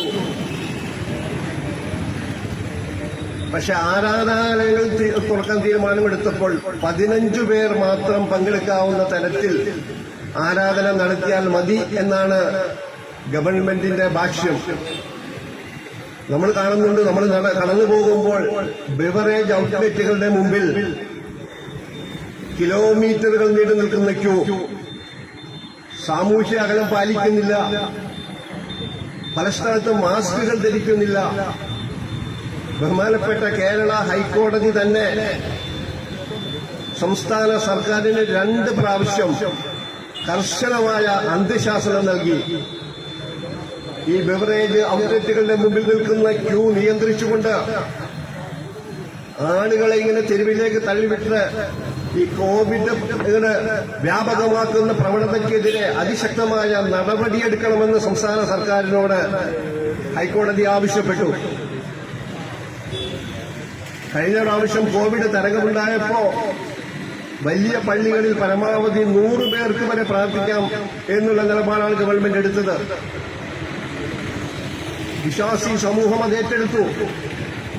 മുസ്ലിം പള്ളികളിൽ 6 അടി വീതം മാർക്ക് ചെയ്തുകൊണ്ട്, 6 അടി അകലത്തിൽ മാർക്ക് ചെയ്തുകൊണ്ട്, ആവശ്യത്തിന് സാനിറ്റൈസേഷൻ ചെയ്തുകൊണ്ട്, സാനിറ്റൈസറുകൾ ലഭ്യമാക്കിക്കൊണ്ട്, സാമൂഹ്യ അകലം പാലിച്ചുകൊണ്ട് 65 വയസ്സ് കഴിഞ്ഞ ആളുകളെ പള്ളിയിലേക്ക് പ്രവേശിപ്പിക്കാതെ പള്ളി കമ്മിറ്റികൾ വളരെ ഭംഗിയായി ആ ഗവൺമെന്റ് നിർദ്ദേശം പാലിച്ചുകൊണ്ടാണ് മുന്നോട്ട് പോയത്. ഇപ്പോ ഈ 15 പേർക്ക് അത് ക്ഷേത്രത്തിന് ദർശനത്തിനായാലും, ക്രിസ്ത്യൻ പള്ളികളിൽ കുർബാന നടത്തുന്നതിനായാലും, മുസ്ലിം പള്ളികളെ പ്രാർത്ഥനയ്ക്കായാലും 15 പേർക്ക് മാത്രം ഒരേ സമയം അവസരം എന്ന് പറയുന്നത് ഈ രാജ്യത്തെ വിശ്വാസികളോടുള്ള വെല്ലുവിളിയാണ്. ബിവറേജ് ഔട്ട്ലെറ്റുകൾ നിയന്ത്രണമില്ല. ഹോട്ടലുകളിൽ വന്ന് പാഴ്സൽ വാങ്ങിക്കാനും എത്ര പേർക്ക് വാങ്ങിക്കാം. ചന്തകളിലെ, കവലകളിലെ ആളുകൾ കൂടുന്നതിന് തടസ്സമില്ല. നേരത്തെ CH റഷീദ് സാഹിബ് പറഞ്ഞ പോലെ ന്യായമായ ആവശ്യങ്ങൾ ഉന്നയിച്ചുകൊണ്ട്, അവകാശങ്ങൾ ഉന്നയിച്ചുകൊണ്ട് നടത്തുന്ന സമരങ്ങളിൽ 5 പേരിൽ കൂടുതലാണെങ്കിൽ ആ സമരക്കാർക്കെതിരെ കേസെടുക്കുന്ന പോലീസ്, ബിവറേജിന്റെ മുമ്പിൽ ക്യൂ നിൽക്കുന്നവർക്ക് എല്ലാവിധ പ്രൊട്ടക്ഷൻ നൽകുന്ന പോലീസ്, തന്റെ ജീവിതം മുന്നോട്ട് കൊണ്ടുപോകുന്നതിന് ചെറുകിട കച്ചവട സ്ഥാപനങ്ങൾ തുറക്കാൻ ശ്രമിക്കുമ്പോൾ അത് തുറക്കാൻ അനുവദിക്കാതെ വ്യാപാരി സമൂഹത്തെ അടിച്ചമർത്തി, അവരെ ഭീഷണിപ്പെടുത്തി, അവർക്കെതിരെ കേസെടുത്ത് അറസ്റ്റ് ചെയ്യുന്ന വളരെ പരിഹാസ്യമായ സംഭവങ്ങളാണ് ഇന്നലെ കഴിഞ്ഞ ദിവസങ്ങളിൽ നമ്മൾ കേരളത്തിന്റെ വിവിധ ഭാഗങ്ങളിൽ കണ്ടത്. വളരെ അച്ചടക്കത്തോടെ ഗവൺമെന്റിന്റെ നിർദ്ദേശങ്ങൾ ശിരസാവഹിച്ചുകൊണ്ട് ആരാധനാലയങ്ങളിൽ അവരെ പ്രാർത്ഥന നിർവഹിക്കാനുള്ള അവസരമുണ്ടാക്കാത്തതിൽ ഈ രാജ്യത്തെ മുഴുവൻ വിശ്വാസികളും, ജാതി മതത്തിനപ്പുറത്ത് മുസ്ലിങ്ങളാവട്ടെ, ക്രിസ്ത്യാനികളാവട്ടെ, ഹിന്ദുക്കളാവട്ടെ, ഇതര സമുദായങ്ങളാവട്ടെ, അവരൊക്കെ കടുത്ത പ്രതിഷേധത്തിലാണ്. ഗവൺമെന്റിന്റെ തെറ്റായ നടപടിക്കെതിരെ വ്യാപകമായ പ്രതിഷേധത്തിലാണ്. ഈ പ്രതിഷേധം കണ്ടില്ലെന്ന് നടിച്ചാൽ നേരത്തെ സൂചിപ്പിച്ചതുപോലെ ബഹുമാനായ ജില്ലാ പ്രസിഡന്റ് സംസ്ഥാന സെക്രട്ടറി ഉൾപ്പെടെ പറഞ്ഞതുപോലെ വലിയ ഒരു പരസ്യമായ പ്രതിഷേധ സമരത്തിന് ഈ രാജ്യത്തെ വിശ്വാസി സമൂഹം ഒന്നിട്ട് തെരുവിലേക്ക് ഇറങ്ങുന്ന സാഹചര്യം ഉണ്ടാകും എന്നാണ് ഈ സർക്കാരിൽ ഞങ്ങൾക്ക് മുന്നറിയിപ്പ് നൽകാനുള്ളത്. ഈ സമരം ഒരു സൂചന മാത്രമാണ്. വരാനിരിക്കുന്ന നാളുകളിൽ ഇതര മുസ്ലിങ്ങൾ മാത്രമല്ല വിശ്വാസി സമൂഹത്തെ മുഴുവൻ അണിനിരത്തിക്കൊണ്ടുള്ള വലിയ പോരാട്ടങ്ങൾക്ക് സാക്ഷി വഹിക്കാൻ ഈ തൃശൂർ നഗരം ഉൾപ്പെടെയുള്ള ഈ സംസ്ഥാനത്തെ മുഴുവൻ നഗരങ്ങളിലും ഒന്നിച്ചണിനിരന്നുകൊണ്ട് വിശ്വാസി സമൂഹം നടത്താൻ പോകുന്ന വലിയ പോരാട്ടങ്ങൾക്ക് സാക്ഷ്യം വഹിക്കാൻ പോകുന്ന കാഴ്ചയാണ് കാണാൻ പോകുന്നത്. അത്തരമൊരു നിർഭാഗ്യകരമായ സാഹചര്യത്തിലേക്ക് ഈ സംസ്ഥാനത്തെ വിശ്വാസി സമൂഹത്തെ തള്ളിവിടരുതെന്നാണ് ഉത്തരവാദിത്തപ്പെട്ട അധികാരികളോട് ഞങ്ങൾക്ക് അഭ്യർത്ഥിക്കാനുള്ളത്. മുസ്ലിം ലീഗിന്റെ ജില്ലാ കമ്മിറ്റിയുടെ ആഭിമുഖ്യത്തിൽ നടത്തുന്ന ഈ ഐതിഹാസികമായ സമരം ഈ വിശ്വാസദാർഢ്യ സദസ്സിന് മുസ്ലിം എഡ്യൂക്കേഷൻ സൊസൈറ്റിയുടെ സംസ്ഥാന കമ്മിറ്റിയുടെ മുഴുവൻ ഊഷ്മളമായ അഭിനന്ദനങ്ങളും പിന്തുണയും അറിയിച്ചുകൊണ്ട് ഇതിൽ പങ്കെടുക്കുന്ന മുഴുവൻ സഹപ്രവർത്തകരും മുഴുവൻ പ്രവർത്തകർക്കും ഊഷ്മളമായി അവരെല്ലാം അഭിവാദ്യം ചെയ്തുകൊണ്ട് എന്റെ നിയമങ്ങൾ അവസാനിപ്പിക്കുന്നു. നന്ദി, നമസ്കാരം, അസ്സലാമു അലൈക്കും.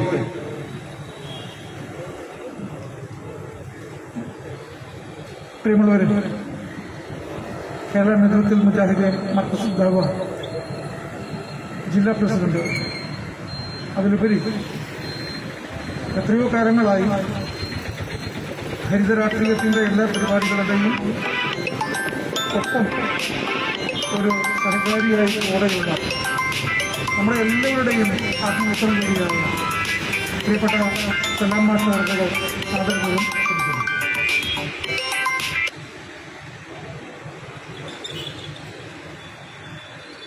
പ്രിയപ്പെട്ട മുസ്ലിം ലീഗ് ജില്ലാ കമ്മിറ്റിയുടെ ആഭിമുഖ്യത്തിൽ ഇവിടെ സംഘടിപ്പിച്ചിട്ടുള്ള പ്രതിഷേധ സദസ്സിൽ പങ്കെടുക്കുന്ന വിവിധ സാമൂഹ്യ സാംസ്കാരിക മത സംഘടനാ പ്രതിനിധികൾ, നമ്മളുടെ ഇന്നത്തെ കൂടിച്ചേരലിനെ സംബന്ധിച്ചും അതിൻ്റെ പ്രധാന ഉദ്ദേശ ലക്ഷ്യങ്ങളെ സംബന്ധിച്ചും ഇവിടെ വളരെ വിശദമായി പ്രതിപാദിക്കുകയുണ്ടായി.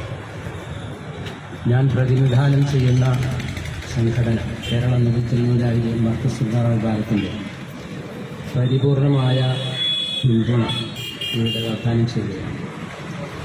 ആശയപരമായ വൈജാത്യങ്ങൾക്ക് അതീതമായി നേരത്തെ സൂചിപ്പിച്ചതുപോലെ മുഴുവൻ സംഘടനാ സാമുദായിക നേതാക്കളും ഈ ഒരു വിഷയത്തിൻ്റെ അടിസ്ഥാനത്തിൽ നീതി നിഷേധത്തിനെതിരെ സമൂഹത്തെ രണ്ട് തട്ടുകളാക്കി അല്ലെങ്കിൽ അതിലധികം തട്ടുകളാക്കി തിരിച്ച് നിഷേധിക്കപ്പെടുന്ന നീതി പുനഃസ്ഥാപിക്കണമെന്ന് വളരെ ശക്തമായ ഭാഷയിൽ സൂചന എന്ന നിലയിൽ ഇവിടെ ഈ പരിപാടി സംഘടിപ്പിച്ചിട്ടുണ്ട്. ഇവിടെ പ്രതിപാദിച്ച വിഷയങ്ങൾ വീണ്ടും ആവർത്തന വിശദ എന്ന നിലയിൽ അറിയിക്കുകയുമില്ല. പ്രതിനിധികളുടെ ആശയ പ്രചരണവും അല്ലെങ്കിൽ അതിനെ സംബന്ധിച്ച വിശദീകരണവും എല്ലാം വളരെ വിശദമായി നിങ്ങൾ കേട്ടുകഴിഞ്ഞിട്ടുള്ളതിൻ്റെ അടിസ്ഥാനത്തിൽ എൻ്റെ സംഘടനയുടെയും സംഘടനയുടെ പിന്തുണയും പ്രഖ്യാപിച്ചുകൊണ്ട് ഞാൻ എൻ്റെ സാന്നിധ്യം തെളിയിച്ചുകൊണ്ട് ഇതിൽ പങ്കെടുത്ത എല്ലാ വിവിധ നേതാക്കളെ സംഘടനാ നേതാക്കൾക്കും അഭിവാദ്യങ്ങൾ അർപ്പിച്ചുകൊണ്ട്